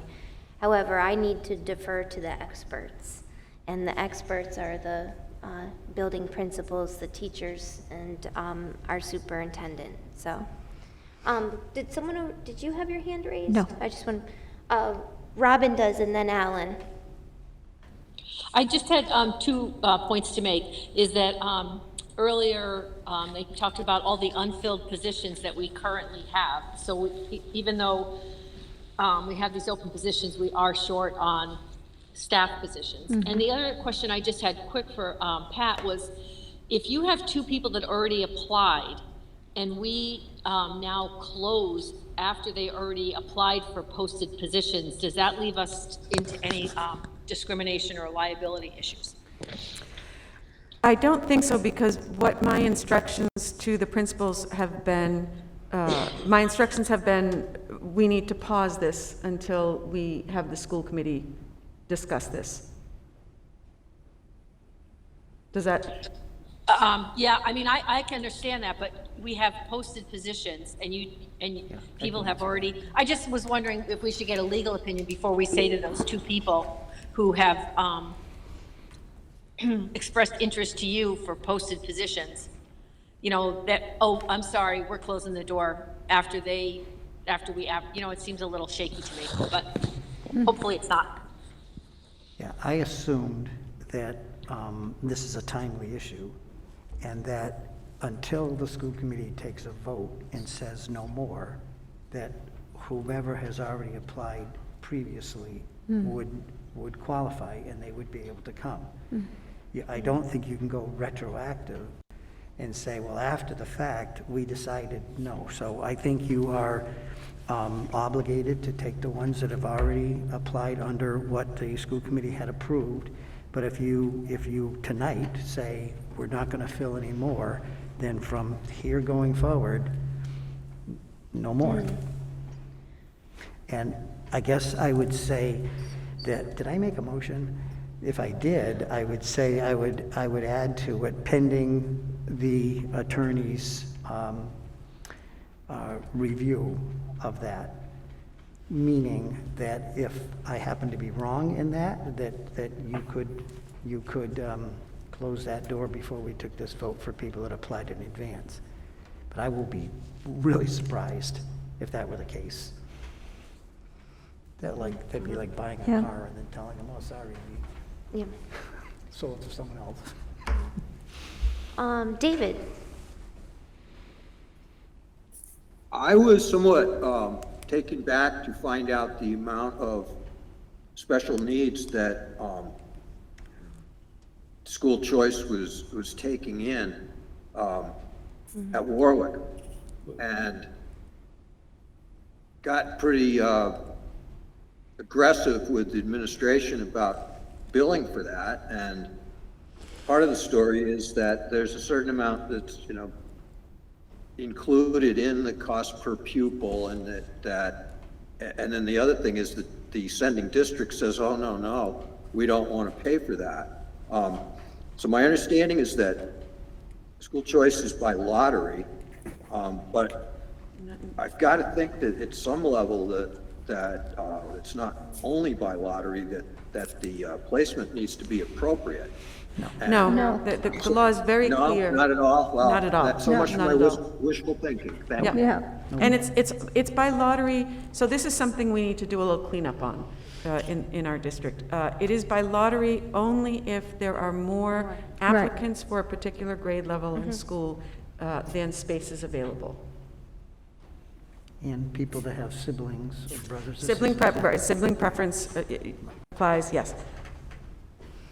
So it would actually help me if the school committee wanted to make the clarification that if there have been school choice applications during this period when the question has come up about are the seats at the elementaries open or not? If the school committee wants to direct us to accept those applications because you had not discussed closing the seats, but now you may close the seats, that would be helpful to me. If you gave me guidance about what to do about the applications that have come in while the questions have been raised. See, and I I don't think think we have that. Russell should give you that guidance. The attorney should tell you that answer. I don't think we have that purview to do that. We declared seats. Those seats are available Yeah. until we close them. You Yeah. are now going to remove seats that were previously Okay. declared. Yeah. Great. Reviewing that with Russell would certainly be a good thing to add to your notes later. And if he feels that that's not the case, then I think you should have from our blessing, the authority to then implement that nuance. If the attorney says that, no, the administration has that privilege, then the committee would, in this vote, agree to that. Only because I think it's imperative we take a vote on this tonight, given how I feel there's a timeline here. Okay, so why don't you restate your motion? That we support, this doesn't have a number, we support the recommendation of the superintendent to close any seats available that are not occupied as of 12/1/21 to any new applicants for school's choice. Should we say this evening? At the elementary, and this isn't clear, including just and the this- 2 students at the senior level at PV. The two. two seats at the in the senior class. Yeah. Should the date be the 9th, though, today? Well, I was just looking at her. Okay. But good point, Julie. Yeah. As of December 9th, very good point, Okay. 2021. Okay, is there a second? I second. Karen? Okay. Any further discussion?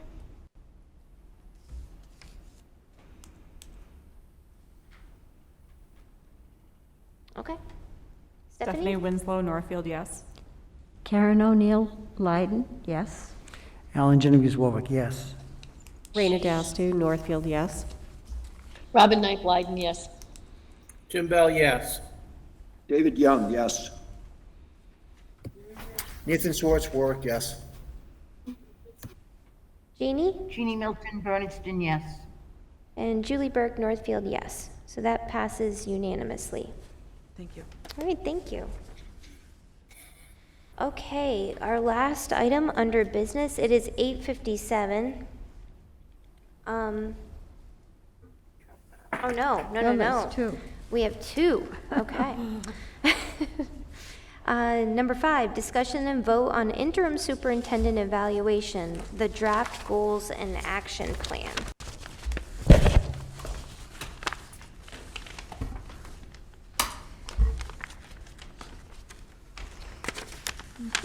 All right, so who would like to briefly, because we do have copies of them all,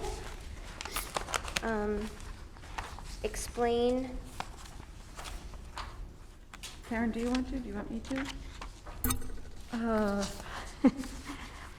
What would you like explained? Well, so we're going to be taking a vote on this so that we can move forward. So Right. before us, we have, I think we should look at the goals that Patricia has set forth for us. These are what we keep in mind for evaluating her as superintendent midway through the year and again at the end of the year. She has met the requirements of having 3 different goals from different categories, and one of which needed to be a district improvement goal. And she has included the nicely color-coded, I love that. This is what I've been asking for in the past and not gotten. The portions of the standards on which she wishes to be evaluated within those goals. And that's very nice, because obviously it can't be all of them. And then finally, the multi-page piece with the wonderful color coding again shows the portions of the rubric that each of the school committee members should use to evaluate her on her goals and standards. And the greens should line up with the greens on the other page. That's great. So, I know we got some other information, a 45-page document, which I'm not holding you all to have read that, about evaluating a superintendent at this point. But at some point before you do go through your evaluation process, you should look at that. There are also some helpful videos in there meant for school committees to show some practices in other locations where they have gone above and beyond what is here, or tailored it to their own particular needs in their school committee. So that's helpful information as well. Tonight, I guess I will turn it over to Patricia to talk about the goals and why she came up with these. Is that okay? Yes, thank you. Yep. So a student learning goal, with educators, a student learning goal typically focuses on some improvement in student learning. I don't work directly with students, and it's December 8th, and I'm new, and so it's not realistic for me to have some kind of goal down here saying students are going to do better because I'm your interim superintendent. An equivalent, however, would be that the administrators will do better, that I can somehow support them so that they will be better in their own practice. And what I am proposing is that I work with administrative team members who evaluate other staff so that they improve in their ability to provide feedback that is actually meaningful and that can have an impact on an educator's ability to do a good job with students. So I'm saying that by May, 80% of the folks on admin team who evaluate educators will say they are better able to give feedback. And that's a key part of the evaluation process. And I've mapped out for you some key actions, when those actions would take place, and then very specific types of evidence that I should provide to you. So you know ahead of time what you would be expecting to see from me. Right, right. Good. I would make just one thing I noticed at the bottom of number 5 in key actions. Oh. Should be 22, 23. Yes, thank you. I didn't see that. Sharp eye. Okay, the professional practice goal. So this is about my practice. And this is focused on budget development and helping the administrative team have a process that is timely, transparent, and inclusive, and improving on practices that have been in place up until now. And some of this has already begun to take place, but again, action steps, timeline, and the types of evidence that you should expect me to be bringing to you. And again, at the bottom, I think we need a date change. Oh, boy. 3/1/22. Thank you. And I noted that for you to evaluate whether 80% reported that had been timely, transparent, and inclusive. For your other goals, you had a survey, and I did And I not. don't put that, yep, so let's put, thank Okay. you. All right, I will add that. thank you. Oh, and then lastly, this is a district improvement goal. Working on our communications, because that is something that I heard about from families, from teachers, from administrators. Can we do a better job talking with each other, sharing information, presenting information in a way that's easier to digest, that's warmer, more inviting, that's clear, that's up to date. Eventually, that should include an overhaul of the websites. For now, let's get these newsletters out to people, and I would really like to do work with administrators on their own professional writing. This is an area of interest for me. How do we write emails that are brief as possible, but have the right information? How do we strip things away so that what remains is the essence? And I am constantly working on it, so I don't want to pretend that I think I'm great, but let's work on our communications, and this will be nice work for the admin team. It means that we'll have writing workshop with each other. So we'll bring sample emails, we'll bring sample newsletters, I'll pull materials from outside the district so no one has an emotional connection to it, and we'll practice our editing skills with each other. Good. Those dates are fine. Sorry? But the dates. The dates? Oh, fine.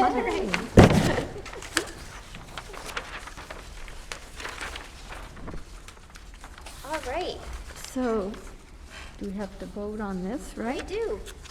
Well, I'd like to move that we accept these draft goals and action plan presented tonight. I'll second it. Great. Any further discussion, or any discussion at all? Nathan? Yeah, thanks, Julie.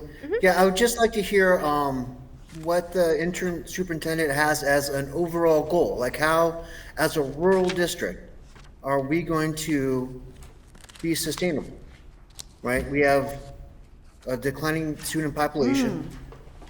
What's her vision? I love that question, Nathan. I would like to explore that question.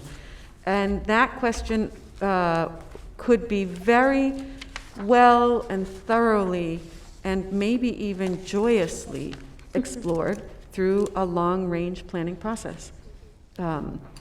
It isn't the type of goal that would typically be included in an interim administrator's plan. It is the type of work that will take more than from now until May, when you might expect to finish evaluating me.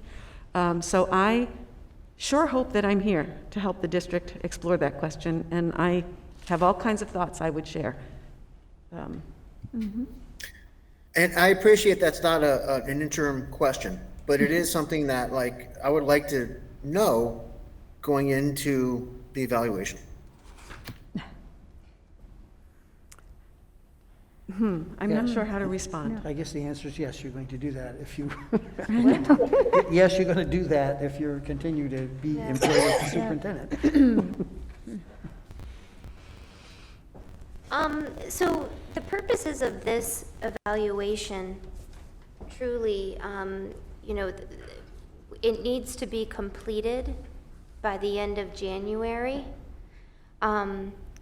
So I'm in agreement with the goals as they are, and I hope that our interim superintendent will be able to continue to do this work. We will certainly need to, and as I stated in the letter that we voted on, we will begin the search process soon for a permanent role. We know that our interim superintendent has expressed intent to be included in that process. So Nathan, for the purposes of this initial evaluation, we really, the committee needs to act swiftly here because this does need to be completed by the end of January. So, I understand, question. Julie. I was just looking for a broader vision to help guide my, so I can make a more informed decision. You're talking about for the permanent superintendent search? No, to evaluate the interim superintendent. So with the I evaluation. guess, yes, going forward, yes, I guess you're right. Yeah, going forward, just, Yes. I'd like to have a better idea. I would be so happy if you interview me to talk about possible visions for the district. That would be the time and place. Yes. I would welcome that opportunity with bells on. Yeah, for the purposes. thank you. Yeah, You're okay. welcome. All right. So I had a question in terms of, and I, maybe it's here, and I just, in looking at this tonight, I did have a printer to print this out, and I can't read on the computer screen, so. You may want to move your mic a little closer, Alan. This is the first time I've had a chance to see this document. I was hoping we could just postpone this until our next meeting, and then we would vote on it. So I saw it vote, on the meeting vote. I thought that was just in case we took a vote, but I wasn't planning we'd probably digest all this and take a vote. So when the principals did a presentation on their school improvement plan, I brought up at that time that I was disappointed that it didn't have an academic goal, and I think that was a 2-year plan. And I was real concerned about that, because that was the whole point of school councils being put together and focusing on providing evidence and following through so that students were achieving at high levels and making progress. So you may have connected the dots in here, and I haven't seen it yet, but I was hoping that that would be on your radar screen, and that you would be providing leadership where I saw that as a void for the academic improvement and having principals focus on that. So is that in here and I'm just missing it? Because I'm trying to stretch and I don't see it. I have not included a specific academic outcome in my draft goals. On the first one, on the first goal, the student learning goal, I am making the theoretical assumption that if administrators improve their ability to provide meaningful, timely, actionable, specific feedback to educators, educators will improve their practice and students will improve their learning. That is my hypothesis. And I understand, and I appreciate that. I guess I would say that that is paramount for a superintendent, whether it's interim or permanent, that would be not a cause and effect over time thing, but a pretty specific goal. And I'm not looking at, scores will improve by, 10% on the MCAS test. I'm not looking at that, but I'm looking at there'd be evidence that as you're working with the principals, that they're focused on and tracking the academic needs, and they're doing something about it. And you're providing that leadership as you, in the capacity as an interim superintendent. To me, that's a huge void in the responsibility of a superintendent. So I've just said what I had to say. I said it earlier for school improvement plans. I was disappointed that they passed your muster without something in there that you gave feedback, that they have to have some evidence of how they're working on that. And just recollecting, there was only one school improvement plan that I reviewed, and that was the BES plan. Fair enough. And that I reviewed late because I was coming in. So I hear your point, and I'm on the same page as you. I couldn't see my way to identifying, honestly, any real student academic outcome that would be credible for me to say, as the interim superintendent, with the work that I need to do for the district over the next this is how I am going to improve this group of students' measurable academic outcome. I I don't see a path to that. So one path would be that you've identified, you've looked at the data, you see, and I'm making this up now, you see that there's a void in a particular area in math, and kids are not making, adequate progress in that area. And so, as superintendent, you may provide more opportunities for professional development to give the teachers the knowledge, skills, and additional support, so that will eventually materialize. So, of course, you're not going into the classroom, in teaching, and much of what you do supports the education, supports the efforts of the educators, but it's how you craft that in order to give them those resources and opportunities to. And that's why I see a little bit of a stretch. You're trying to improve their practice, which will have that outcome. There are things as superintendent you could put in place that we could see and touch and feel, kind of thing. So perhaps in the next rendition. Yes. Karen? Yes, and I would like to add to that, there must be a role for the curriculum coordinator somewhere in that process. I couldn't hear you, Karen. What? There must be a role for the curriculum coordinator somewhere in that process. In the past few years, our curriculum coordinator has been highly involved in designing programs for which there was a need that was obvious. And the curriculum coordinator works very closely with the superintendent in developing how that is going to occur. So I just needed to make sure I made that clear. I know you take everything under advisement and you weigh it carefully, so I will leave it at that. Thank you. Okay. Any further discussion? All right, go ahead, Stephanie. Stephanie Winslow, Northfield, yes. Karen O'Neill, Leiden, yes.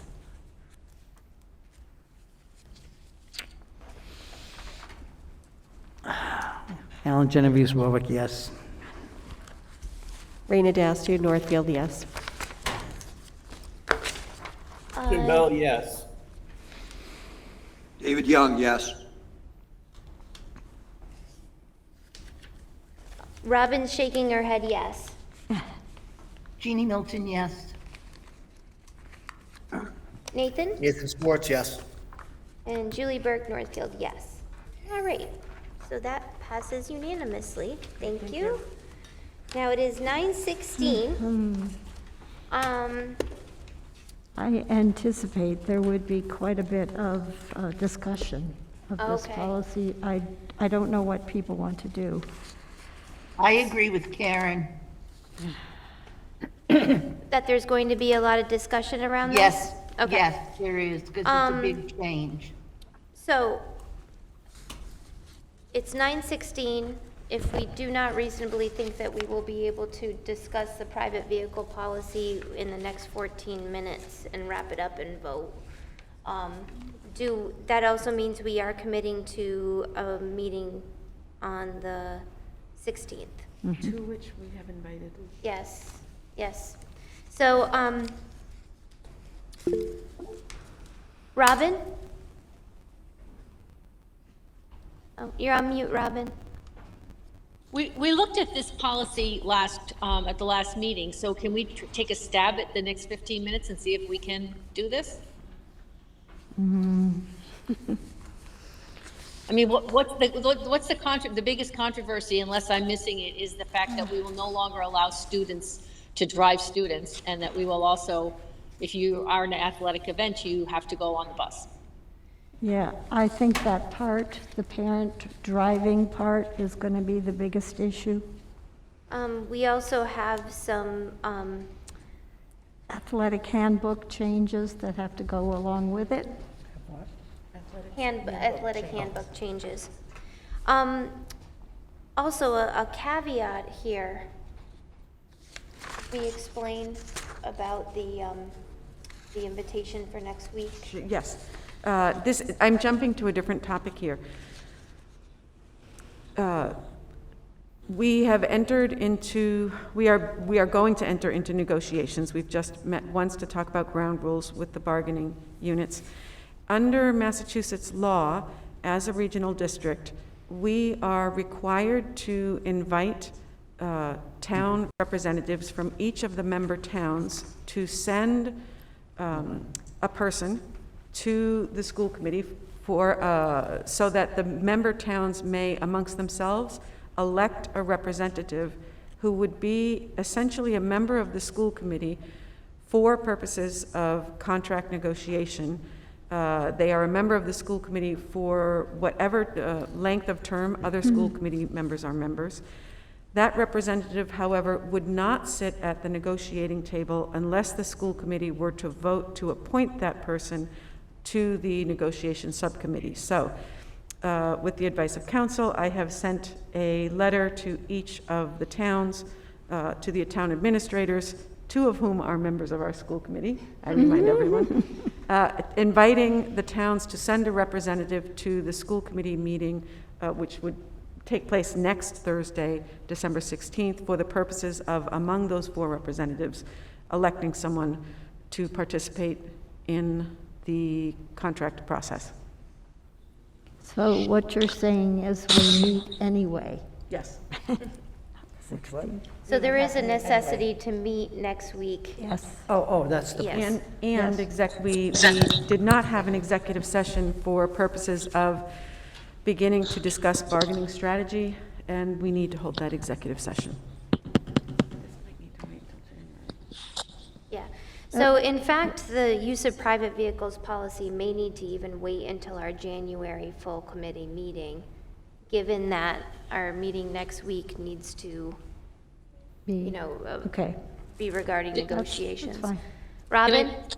I just want to say, so we gave them a letter for them to find a representative to come next week. It's not to find, or I think I wasn't clear. The statute is either the town administrator or the chair of the select board, or they may choose to find a designee. And there are many, apparently, regional districts in which the member towns decline to send someone. So they can decline. I'm just, I'm wondering, Bernardston, we can't even find a school committee member, and I know I'm here because we couldn't find anybody, so. It was, I've spoken on the phone also with everybody. Okay. So Lou, Great. Bordeaux, Okay. Michelle, everybody knows about this. They're aware of it. Okay, perfect, thank you. Robin, just to let you know, I've been on the negotiating subcommittee since I became a member, and there has always been a representative from one of the towns at all of the bargaining meetings as part of the bargaining unit. Okay, great. Nathan? Yeah, I think we should devote the next meeting to that. If we can address the private vehicle, right? Because that seems like it's a more time, we have sports clubs happening now. If we could try to address that now, that would be beneficial. If not, then not, but I would like to at least try it. Yeah, we only have 8 minutes. And I would like to explain why we made the changes we did. That's going to take at least 8 minutes.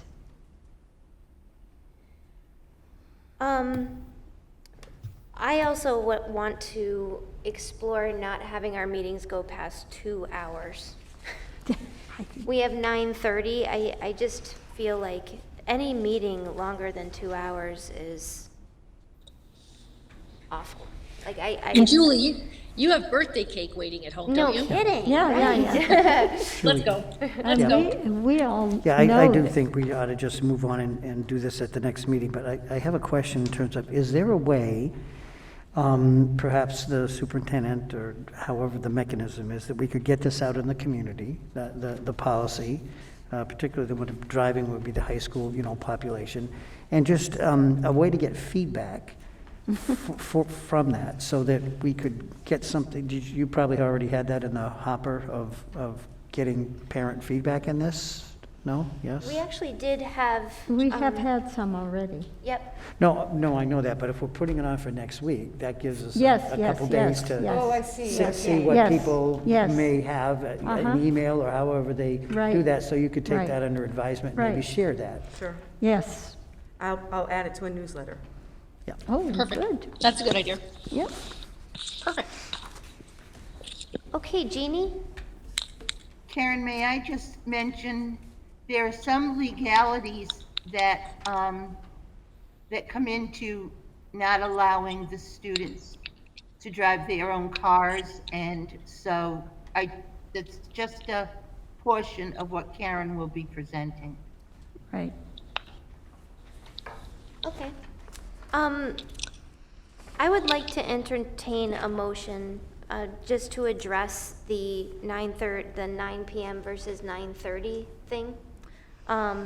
Would anybody be willing to, because, Joanne has the directive to write 9:30 PM if our meeting goes until 9:30, that there will be a continuation. I was wondering if anyone would be willing to make a motion to change that to 9 PM. So we have a hard stop at 9 PM for our full school committee meetings. That will still give us a full 2 hours. So moved. Thank you. Is there a I'll second? second. Nathan? Yeah, so that's essentially, seems like we're saying we're gonna have 2 meetings a month. We have been We're anyway. not gonna get it done by 9. So if we're gonna have 2 meetings a month, we should just have 2 meetings a month. Well, there's always hope. Why don't we make Always hope. why don't we make a less aggressive agenda? I mean, we never seem to finish, so why don't we just put 4 items on there? I mean, some of these things I know, put the stuff that has to be done timely and, We are very thoughtful with that, like, I we didn't mean that you weren't. No, I know, but what I'm saying is, we actually calculate the time, and I'm like, okay, well, is this thing gonna take a long time? And it seems as though we get very wordy about things that I'm just way off the mark. Things that I think are gonna fly, Yeah. and also it seems like we do a lot more talking at the beginning of the meeting. It just, I think it's the nature of a meeting where you can be more talkative regarding things at the beginning. I Well, can try to be. Each one of us is responsible for time management. Our Right. own time management and the meeting's time management. And many of us have had careers doing that, so watch the clock. Yep. Watch the clock and watch our own time management. Yes, please. Julie, yes, Julie and I speak, we have a standing meeting once a week. We have an online document in which we are depositing possible items for school committee, and we're putting links in there where we do try to be careful. I am going to be bringing to you administrative issues on which I need guidance. That will not be stopping. And this is the overall process of, I keep referring to it as deferred administrative maintenance. So for example, the e-waste, it may have been in the past that we just had the people come and pick up the e-waste, but I'm not going to do that. I'm going to, as much as I can, have us adhere to existing policy and good practice. So for school choice, maybe at some time the lead administrator would have said, okay, just don't accept anyone in those grades, and okay, go ahead on those grades, but that's not proper. And I want to limit our legal exposure as much as possible. So there might be more, there simply may be more items that I need to bring for your discussion in the next months. I actually keep track of how quickly we move through. We ended up we spent 43 minutes from the start until we got to subcommittee reports. And then we started business at 7:56. So certainly the business, we've been an hour and a half now on the business items, of which we got through 5. So I'm a math person. Well, I attempt to be. So, perhaps like Jim said, we could set a time limit for the discussion and votes of things, but that seems kind of ineffective too. Hey, Julie? Yeah. What about if the subcommittees, in the future, and I don't want to take up too much time on this, but what if they gave a written blurb that got sent to Joanne before the meeting about whether they met and whether there was an update, and then we could whip right through those. I mean, we don't have, you know, in an ideal world. Yeah, that sounds like a good idea. Then they wouldn't, typically from the subcommittee, if something is going to end up on, The agenda. anything pressing is going to end up in the business. Yeah. I don't know, will people read the blurbs? I'm more concerned about the public. Yeah, Um, the- I think, true. I Yeah, think we true. should be Yes, yes, making, yes, you know, yes. Of announcements course. of what's happening, the public can hear what's going Yes. on. Yeah, yeah. Because they don't have that purview or the time to be looking at our No, stuff you're before. absolutely right. And I think some of the issues we've had in the past is it's just been a written, like we've even said, we really appreciate your superintendent report of being, you know, I hope quick.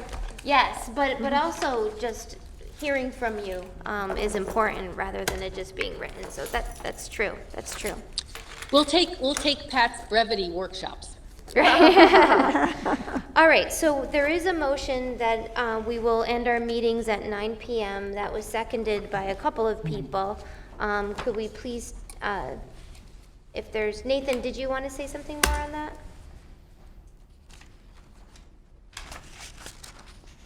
Only that, again, if we're gonna have a hard 9 o'clock stop, that we're gonna have another, you know, another meeting. Especially with the negotiations coming up, with all we have on our slate, we need to just acknowledge that, yeah, we can stop at 9, but then in 2 weeks, we're gonna meet again. We're meeting, yeah, there's gonna be 2 meetings a month. For at least the next couple months, right, while we have all this going on. Karen, Yeah, I'd like to- I'm not willing to say that that's 100% true, but, Right. because I don't think we can predict that. Karen, I'd like to Is it offer- likely? Sure. I'd like to offer a friendly amendment to Karen. Okay. To consider.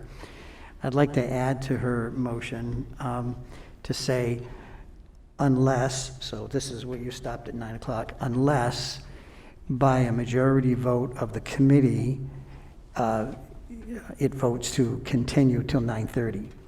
The reason I say that is if we're right in the middle of something really important and we say, oh, we have a hard stop, it's 9 o'clock, I mean, that's what we voted, someone could make a motion that we finish this item and conclude the meeting no later than 9:30, and we could finish that business. So just consider that as a friendly amendment and see how that sits. Okay, seems okay on the surface, but I think I recalled recently that we continued past 9:30 for 15 more minutes without anybody, until I made, I made a request that we stop. So I would like to honor the 9 o'clock stop as much as possible and make it really, really extraordinary that we would go beyond that. And if it were to, I mean, so I think- you don't allow any opportunity to say, someone says it's 9 o'clock, No, I think I'm that leaving. can't No, that happen at no. any time? Yeah, At No, a- because at you're a passing meeting? this as we're making a vote tonight to say it's 9 o'clock and that's it. Well, And if we- you don't have any leeway in All that right. vote, Ellen, we had a vote to make it 9:30 and it was it. And we've allowed it to happen for 10 more minutes and so forth. We're past I think- 9:30 now. I think we, all right, if that's the intent, so Okay, it's sort of 9:30-ish. so we can make it 9 o'clock with Okay. that same kind of modus operandi. We can do it. I'm good with But that. 9 o'clock's better than 9:30. That's the way I feel.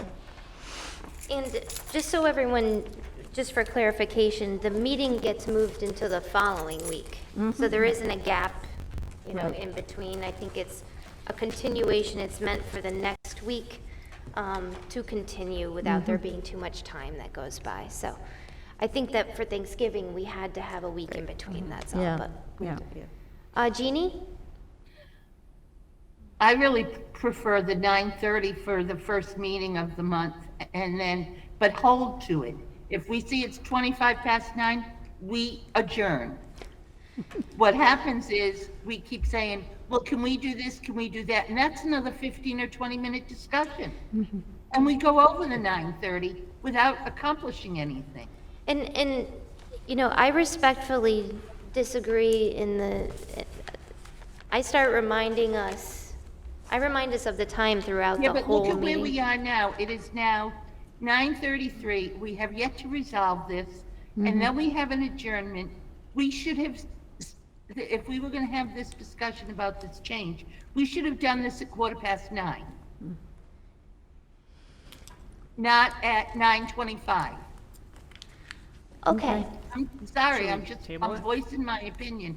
I think there's a lot of extra words that are said, that people need to stop being more concise and not giving their own feelings and their own feelings. so why don't we table the discussion? We'll put it on our next week agenda, no? I don't know. Do people not want to? Well, then we have to have a vote to table, so just say we're going to end Yeah, discussion. have a discussion now. Yeah, I mean, All right, so then we will, we have a motion that Right. is now open. Unless she withdraws her motion. Okay, end the discussion, so we would need to vote ending at 9 PM. Stephanie Winslow, Northfield, yes. Karen O'Neill Leiden, yes. Alan Genovese, Warwick, yes. Rita Dastu, Northfield, yes. Robin Knight Blyden, yes. Jim Bell, absolutely, yes. Jeannie? Jeannie Milton, no. Nathan? Nathan Swartz, Warwick, abstain. Okay, and Julie Burke Northfield, yes. So that passes. Okay, Motion to adjourn? is there a second? I'll second. Okay. Stephanie Winslow Yes. is seconding it. Sorry, I'm just thinking of Anne in the meeting, sorry. Stephanie Winslow, Northfield, yes. Karen O'Neill Leiden, yes. Alan Genovese, Warwick, yes. Rita Dastu, Northfield, yes. Robin Knight Blyden, yes. Goodbye.